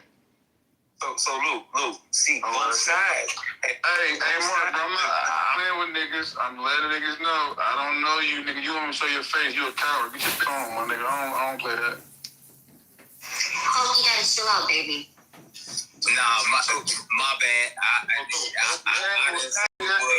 That nigga ain't no bad nigga. Go suck a dick, nigga. Fuck your mama, nigga. All right, let's have a real conversation. See, both sides play this hustle, right? And then some of them, hey, put your motherfucking family back together. Put your family back together. Get connected back with that man. Y'all ain't got to help with each other, but y'all got them children together. Goddamn, you better put a plan together. You better get together and get your shit in order. Dude, here's this construction job. Here's this truck driving job. No, hell yeah, I agree with that, because I ain't gonna lie. There's hella opportunities right now. Like, yeah, agree with that. We so used to partner up with all the, like we like to do, Lou. Oh, hell no. I'm not talking to your fraud ass, bro. You just disrespectful. I don't play like that, bro. I dropped him because if he don't keep interrupting the space. I don't play with niggas, bro. I don't know you, bro. Respectfully. Like, I came here to have a conversation. We ain't got to do all that disrespectful, drunk, waking up it's the 1 in the morning, drunk as fuck, just blabbering shit. So, yeah, like I was saying, what I was saying, I lost my train of thought. So we so used to like historically like attaching our play with other people's play. We don't know how to just see shit for what it is and move accordingly, right? So it's like we so used to bringing in BIPOC and LGBTQ and this community and that community, right? No, bro, listen, we can't control Trump kicking these niggas out. So there's an opportunity in the hospitality field. There's an opportunity in construction. There's an opportunity in farming. Like, bro, I swear to God, I'm in good things, bro. I live in bro. He starts talking about his cousin and all this shit. Yeah. He agrees with that we gotta be getting jumped. Because I still missed it. I'm sorry. Huh? Yeah. How you missed it? Nah, man, listen, it's okay. It's okay, man. It's okay, bro. You don't have to do it. I'm not saying I don't get it. I'm asking somebody to clarify it for me because I did miss it. I'm still not hearing it. I'm not hearing what y'all hearing, so tell me what I'm missing. Please. He said we're always trying to merge with other communities, and then he named LGBT and BIPOC. That's what Justin's talking about. And he said we can't protect him. Trump is already on here. That's what he said. But what do you? He didn't diss them. We can't tell me this. Well, here's the thing, bro. That's not. I can't. That's not. You can't do that. We this time out for that. For that, like that little shit right there. I can't. Even if we cool, I've had straight people. A lot of people do this to me. They'll be like, "Oh, you cool, okay," but I'm not. That's like a white boy coming up to you and saying, "You one of the good ones, Gemini." You know what I'm saying? You cool. You can't rock with that because you don't like me for real. You don't like other people like me. You just think I'm cool, and that's and my interaction with Lou. That's how it happened. I was actually arguing with another gay person, and he was like, "Oh, I like the hood gays over the," and I don't even like the person that he said. I remember that shit. Right, and I don't even like the other person that he was talking about. Hate him, can't stand him, but I still have to stand on the fact that that's another gay person, so I can't fuck with you. And I mean, we can have a conversation, so I can try to, but niggas do this shit and act like, and it's not just with gay people. Yeah. And I'm not saying you, Gemini. I'm just saying because you are a straight black man. So I'm not leveling this at you. Y'all act like some people, some parts of this community are disposable. I can't be okay with that on no levels. I can't rock with that on no levels. I agree with you. So it's not that I can't come to an agreement with. But you got to see my humanity, and you have to see everybody that's around me that's black. Whatever you feel about, other races is your bit. But you can't claim to be about black people and then exclude black gays or fat black women or nerdy niggas. Like it's just black people. And when Judge, what I took from that? Hold on. Judge, one second. In addition to that, when King Carter was saying the justification for kicking women and children, right? Because women, black women in particular, he's really talking about, are adding kids to get more benefits, right? What was the pushback from Lou? Lou did disagree with that. No, I did hear that. He definitely disagreed with that. Anyway, Judge, what I'm about to tell you was this, right? After King Carter gave his justification. Nah, bro. He disagreed with you ain't got shit to say about it. You tripping. You a fucking hater, now bro. You weird as fuck. I don't know who you are, but nigga, fuck you. I'm keeping it real. Judge, I'm gonna tell you this, bro. I've been around him a lot. I've never heard him. I'm not just caping. If I heard it, I'd tell you I heard it. Nigga. I never set your bitch ass up. I'm caping on my way to your mom's house to put dinner in my mouth. Fuck you, nigga. Anyway, Judge, what I was telling you was this. I've never heard Lou come at the LGBTQ community in a negative way. I've always seen him be open and supportive, like on his platform. It ain't no like if you try. Now I've been out on the platform for a while, nigga. I ain't just talking. I'm gonna tell you this: like if somebody on there gay bash or anything like that, he don't tolerate that, they get dropped to the fucking goop. right? And that's a fact. So I think you might want to reevaluate, and maybe he meant that in a different way. He was talking about white gays. Yeah, I'm about to say there's different section of the LGBTQ community, right? I agree with that. I wanted to say that, but I feel like that talking point, we gotta dead that as a community. Like doing that is a talking point. So look, even if I've heard him or whatever, and I'm pretty good on gauging people or whatever, right? And I'm cool with, like, if we're cool and you make a gay joke to me, like, it's all good. Like, I'm not like that type of person, right? But when you on a platform where people can hear you and you're talking to a person like that who probably does agree with him, I think that's a talking point, and that's it's almost a dog whistle that if he don't feel no ways like that, he shouldn't use, because you're gonna get niggas on your side that do feel that way, even though you don't really feel that way, just because you said it in just, you know what I'm saying, in being inconsiderate, or just on we get, you know, that little talking point. Or if he would have said something about a woman, it's certain things, immigrants, you know, we got these certain things that we say, and it's like dog whistles. It perks the ears of people that are actually way more fucked up than the person that may be saying it. So I feel like as long as we continue to do that, and I don't want to make it a gay thing. It could happen to a lot of, like, I see a lot of, like, more nerdy, for lack of a better word, but just like super educated, or dudes, as they may say, white, they kind of like, you know, they get left out. Some women, you know, just different groups. If you fucking with black people, or you are interested in how black people, it gotta be biracial black people, gay black people, just be black people.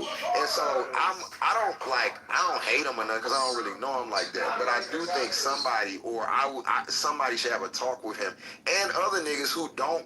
If you don't hate gay people, or you don't hate these type of people, stop adding them points in there, because it hurts, you know, the gay population. You know what I mean? As little as that comment was, he'll have 5 niggas that agree with him from that thing, and they probably, you know, have really hate gay niggas, but they following him. So that's how you get a fucked up following that's not even down with what your whole cause is. So that's why I think that shit is dangerous. These people are understand what you're saying, bro. Benefits for black people, bro.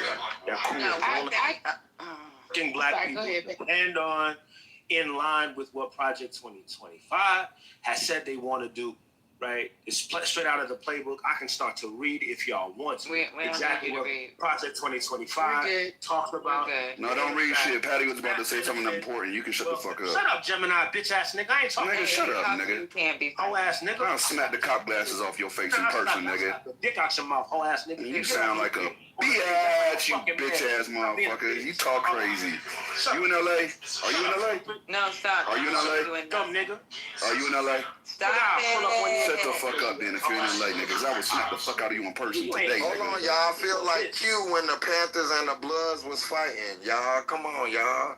Fuck that nigga. Stop riding dick, bitch. If you in LA, flashboxing in Venice, Tuesdays, Thursdays, 6 to 10, pull up, nigga. I'll smack you, your mama, and everybody, nigga. Both of y'all ass if y'all don't stop. Stupid ass nigga. But yeah, this is all. Nah, shut the fuck up. We want to hear shit else you got to say. Shut up, bitch. Shut up, bitch. So stop. So there are people in the chat that said there was more context to the conversation, and he was talking about white gays. So like, we gotta calm down. Cause I've known Lou for a long time. I knew Lou before he even started these fucking rooms. So, and honestly, with the females, I was one of the first female mods with him. So I'm just telling y'all, we've been friends for a while. That sound like Lou. He always keeps some fine ass female mods. That's what he do. Stop it. I mean, like, our little interaction, he's been cool with me. And I mean, but I've heard him say other, you know, stuff that I just cannot rock with. It's the same thing for my female friends. If you say if I'm cool with you, but you disrespect my female friend, I gotta check you, or I gotta like not fuck with you, cause you now we you know what I'm saying? It's just it's a principle thing. I can't be. But You know what I'm saying? Kimberly, this is the thing with him. Sometimes he speaks, and if you're one of his friends, you'll text him and be like, "What the fuck is you talking about? Don't say that." Like, this is what you're saying. He will try to correct it after, if he understands, or he'll tell you to say it out loud in the room where he was fucked up. So Lou doesn't know. Honestly, I just think he tries to bring conversation. He's very pro-black. Okay, he's very pro-black. LGBTQ, biracials, black, MAGA black. He don't give a fuck. He's gonna protect black.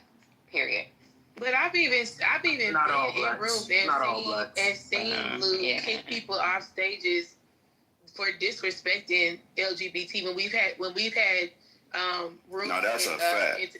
Intellectual gangbanging, and we've had when the subject comes up about LGBT rights, I have seen Lou like either kick that person out the room, kick them down to the audience if they disrespected somebody from the community. So that's why. Nadia in there to bang on them. Nadia come in there banging on them hoes for real. Yeah, and it's not nothing towards you. Just when I get defensive, it's just more a matter of like if I'm seeing something different, right, than what you're seeing.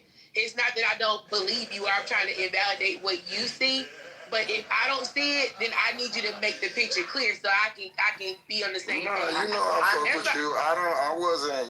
Yeah, no, we good, bro. We already know. Hey, Kimberly Foster, people need to care about people getting kicked off welfare. I'm just simply saying from what I've observed with Lou, I've never really seen that behavior. So that's why when you brought this to me, this is all new to me today. I didn't know that.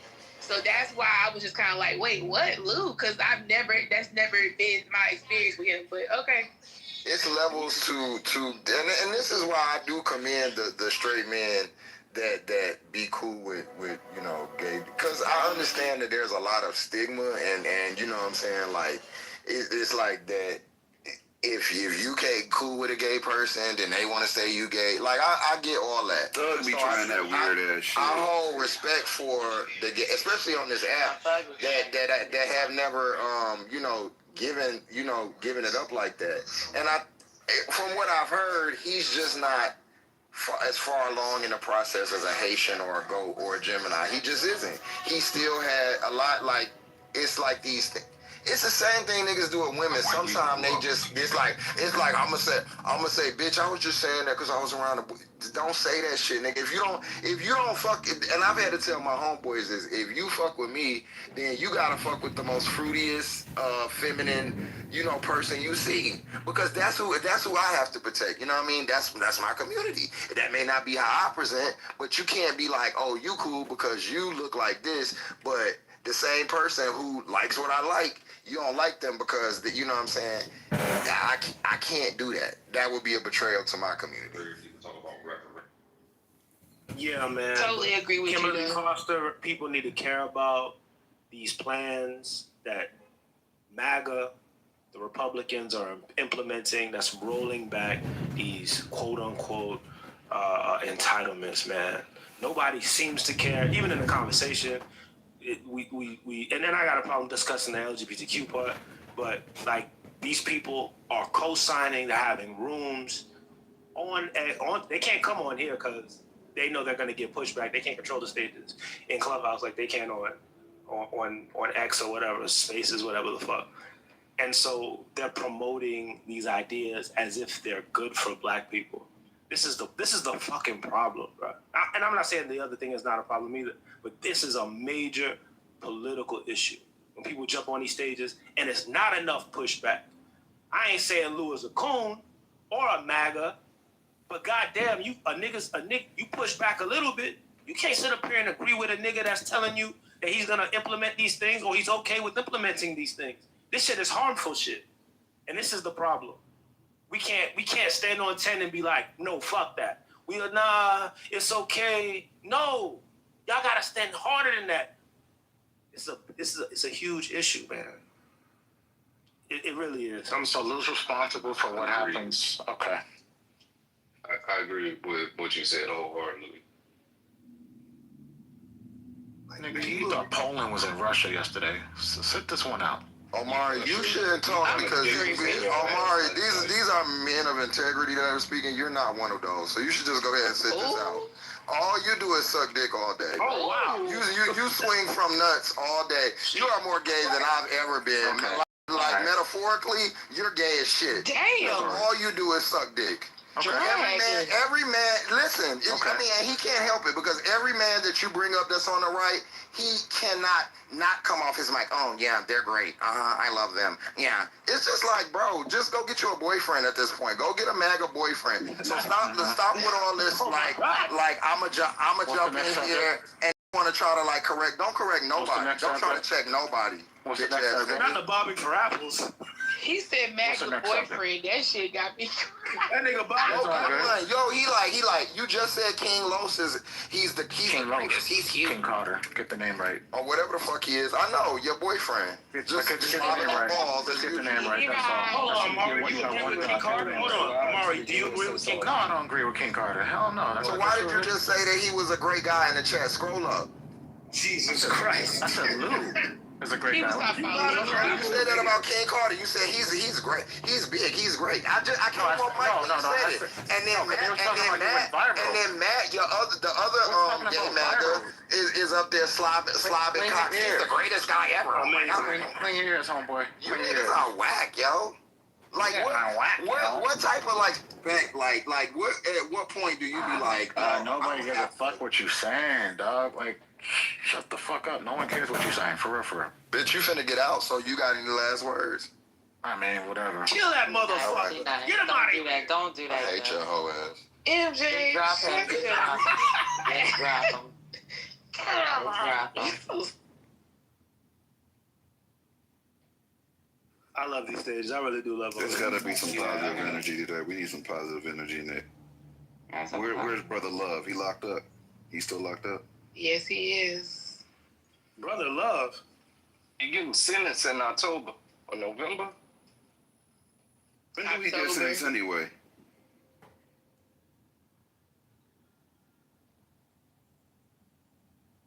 Patty must have swiped out. Poor kids, though, man. I feel bad for them children, man. God damn. Dude, why they all grown? They're not poor. They're not poor, though.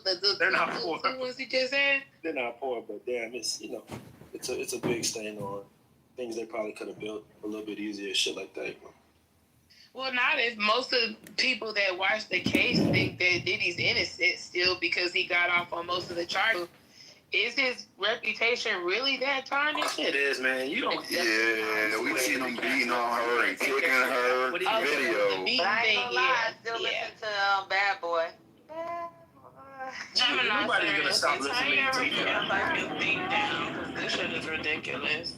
My bad. We wasn't listening to every toxic motherfucker, bro. We would listen to anything. I'm sorry, bro. Well, yeah, you ain't lying about that. Yeah, we have to cancel everybody. Y'all can't drive none of y'all cars y'all like, because all them German cars y'all like to go by. I'm sorry. Yeah, they came from Nazi Germany, so you go ahead and cancel that. Yeah, I'm not canceling. You go ahead and cancel Busta Rhymes. No. Hitler had one of the dopest Mercedes Benzes. I'm gonna keep it a buck. I'm still counting MAGA money right now. I'm still counting MAGA money. If I got a MAGA client, I'm gonna serve them. That's what hell yeah! I got plenty of MAGA. Why wouldn't I take your money? Exactly, that's a fact. And I'm gonna hike the price up because you got it, because you MAGA. Shout out to the MAGA premium. Put a MAGA premium on all these. You think the business like Amazon? Shout out to the MAGA tag. Think this. You got a business like Amazon. You got business like Walmart or Apple. You think they gonna take money from people that they don't politically align with? Oh, I'm definitely taking their money. That's what I want to do is take your money. Like I ain't never understand. I'm gonna serve you. Yeah, I'm gonna serve you. Give me your money. It's like during segregation, the white people was like, yeah, we don't want you to sit with us, but you can come to the back window and get a you can still get a plate. Yeah, you still get a plate. You gonna run through that kitchen though. You gotta eat But outside, I'm but you get a plate. This is I'm being funny, but do y'all think like I wouldn't be waiting in no line to get no motherfucking white people burger? Y'all got it? Okay. Maybe, okay. Hell no. Imagine they got a place down here. Imagine sectioning off unseasoned food. Ooh, We're so upset. Like, man, go on. But imagine this, Just. You only get chicken feet or cow tongue if you don't go over there and get a plate. Nothing wrong. I mean, that shit probably seasoned to perfection, fried, dyed, and laid to the side. I'll take it. I ain't gonna lie, the best barbecue joint in the area where I live is a white-owned place. They be having I lines feel out the bad door. for you, bro. They got some bomb-ass barbecue out this way. What? In Vegas? Nah, LA. Y'all fronting on. Hell no. They do got some good barbecue in LA. Nah, you don't know what the fuck you eat. Come on, you about to get me out of character saying that shit. I apologize. You about to get me out of character My partner on this saying that app shit. own a barbecue spot, and outside of that, I can tell you a couple spots, though. You full of shit if you think You don't know what LA you got any good food. Just say it. You don't know What the hell out. are y'all saying right now? What? Sit it out, What are you Gemini. saying? LA is not known for food, okay? We got some good food spots out here. What y'all talking Now they do got some good Mexican out there in Cali. I will say that. Yeah, they do. The Mexican You food in talking Cali is top barbecue? tier. Next to You Texas. talking barbecue? My nigga. But barbecue, hell no. The South got that on lock. Yeah, I don't know what you talking about. Nah, the barbecue. No, I got something I'm gonna show y'all. I'm gonna show y'all something real quick. No, Hold up. NC me for the BBQ. Period. Look, nigga, it's about the taste. Come on. Nah, I want North Carolina barbecue. Yes, and honey, they do the better rubs. We got the best. I'm not a sauce person. I like the rub better. I like that Carolina Gold barbecue sauce. Oh my God. Come here, Lou. Hey, come here, Lou. Come here, baby. So no more barbecue talk? My brother, y'all. Pull up, my nigga. So We're going to put go it on ahead pause. and We're going to come unlock back to it. Cause Lou is my family, y'all. Lou So stop. Pause, y'all. Come on. So MJ, I want you to go ahead and play. So I want you to Lou. I want you to listen to this. And me and Alpha have been really defending you because we know that you are like pro blackity black. Like sometimes I get mad at you because you do too much. So like I want him to play this, and I need you to explain because I was like, MJ left, gay bastard. MJ, of course, we're not the room. That nigga's a bitch. She's a bitch. Wait, hold on. Y'all told me we're to not come gonna in here. I literally, because I need 20 I had weight hit him yet, out, man. y'all, because I was like, you got to come. I hit him up too. Hit them up, man, because I heard niggas is lying on me, bruh. They No. So this is the thing. So there was a recording that was played, and I said there's more context because there was people in the chat saying you were talking about white gays. Pretty much, it was like you're discrediting. You're saying like we got to stay within our community and LGBTQ. Well, let Jess explain it because Jess is my brother too. So go ahead, Jess. Yeah, before that, real quick, Jess. Before that, I just want this. I'm gonna give it to him right now. But look at the way MJ ran out the room the second he No, pulled we're up. not gonna do that because That's some whole shit. Go ahead. But so on the clip that he played, you said to the guy, y'all was talking about the black community and some people being on, social programs. And you said, we always trying to link up or merge with other groups. And then you said, I like POC or BIPOC or, and LGBT. And I feel like, why, like... Say the rest, though, Just. Say the rest. Say the rest, Just. No, he said Trump and them was already on. We can't protect them. We got to protect ourselves. Yeah, that part, too. I didn't really understand what that part meant, so I ain't really say that. But to me, I don't understand why if you're for black people, why does there need to be a distinction made about LGBTQ? And I'm not. I'll say, that's a real way to be. I'm not saying that because they've assured me that this is not your stance, but I'm just telling you what I heard as a black person who is gay. Wait,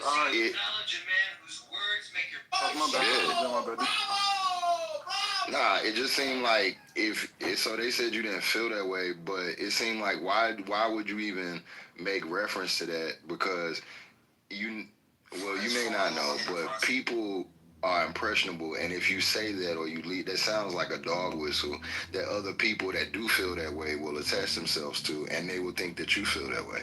That's what I Yeah, said. yeah. So, all right. So y'all talking about me and Mark Carter on Twitter yesterday? Yeah. Yeah. All right. So let me just, cause I want to get the context. I'm gonna play a clip too. So I was talking about, cause everybody know me when I mention the white LGBTQ, I make a distinction between the quote unquote hood gays, so that's just like a little thing I say, who are black first, right? And then the white gays who control, like they get a lot of like political economic benefits in the LGBTQ community. So I was talking about grouping our issues, black issues, including black LGBTQ issues, with the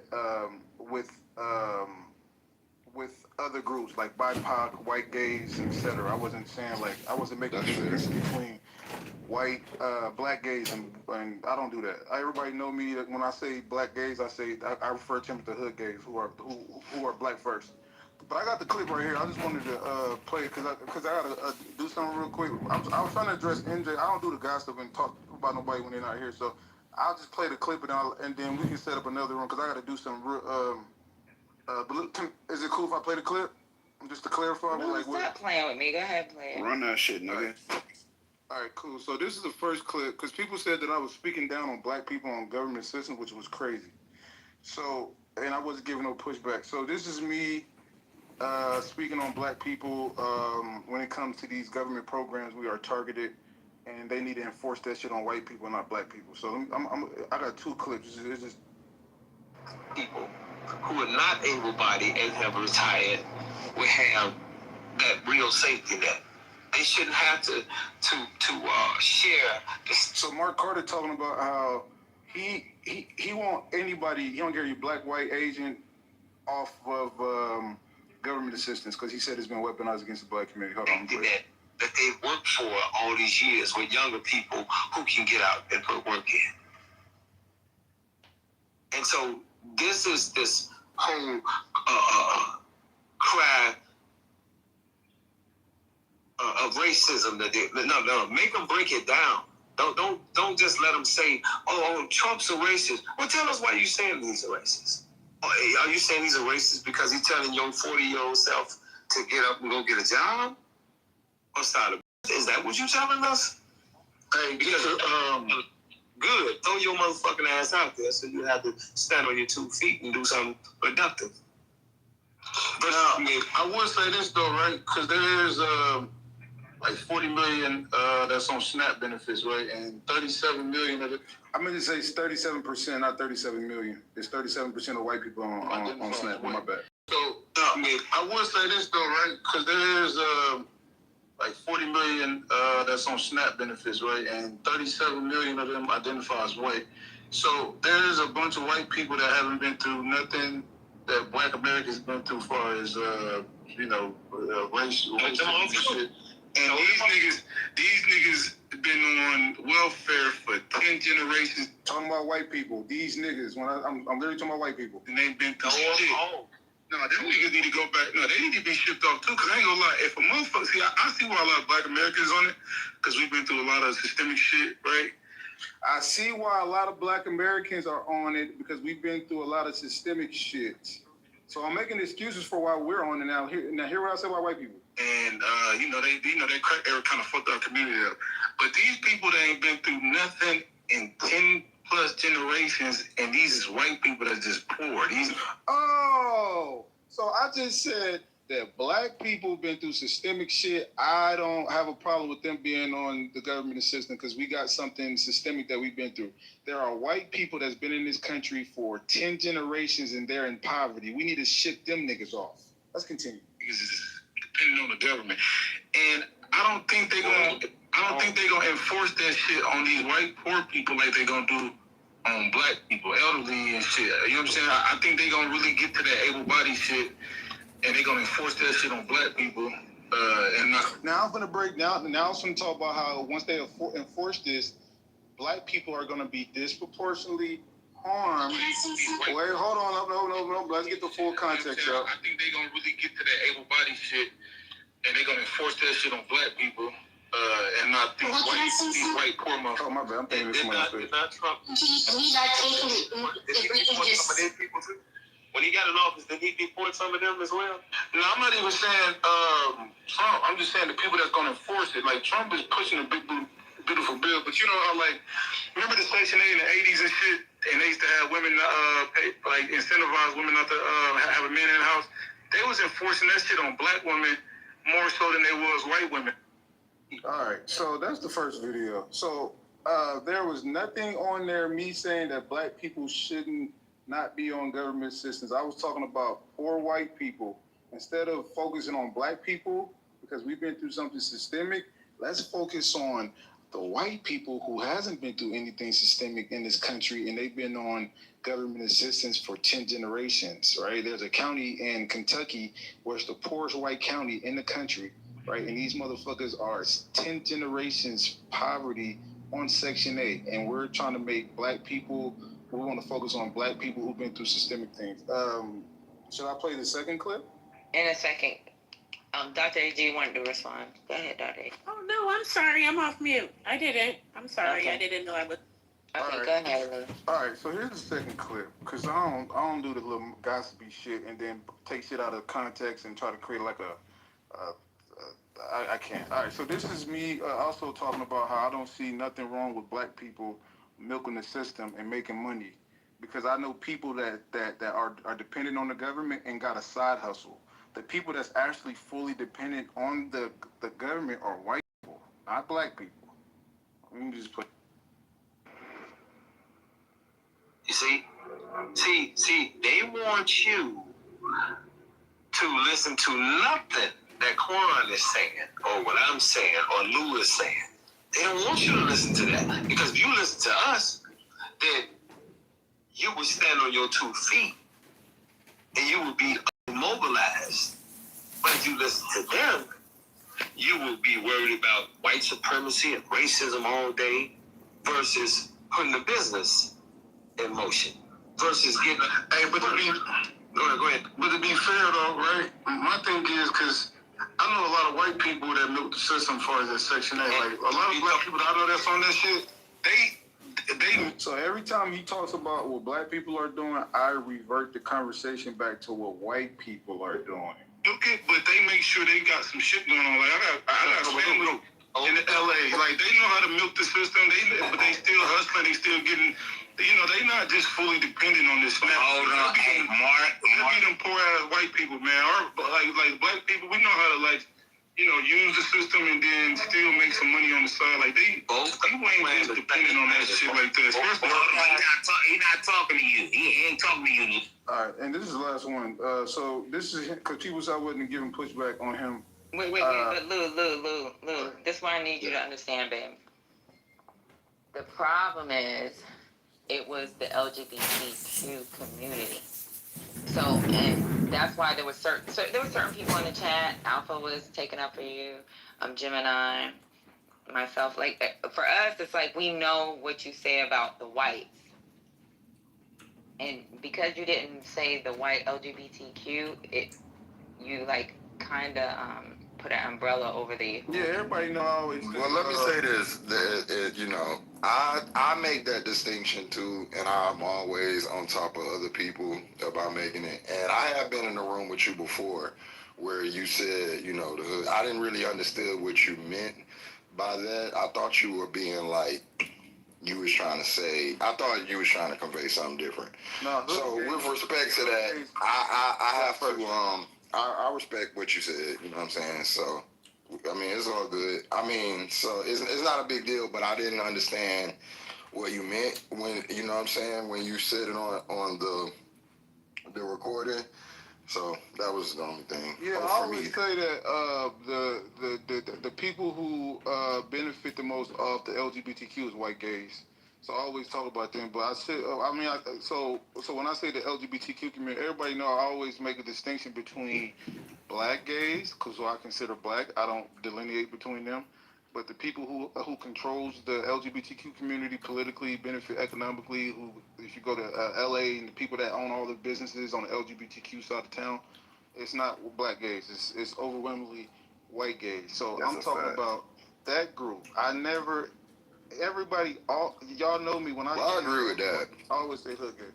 So yeah, Tim, I wanted to address him directly, but I guess he's not in here, so I guess we have to do a part 2. But coward. It really ain't. Hey, Lou, ain't even worth your time, bro. That was my main thing when I came in. Was look, give him a chance to say something head up because I know it ain't gonna be the way that it's construed right now.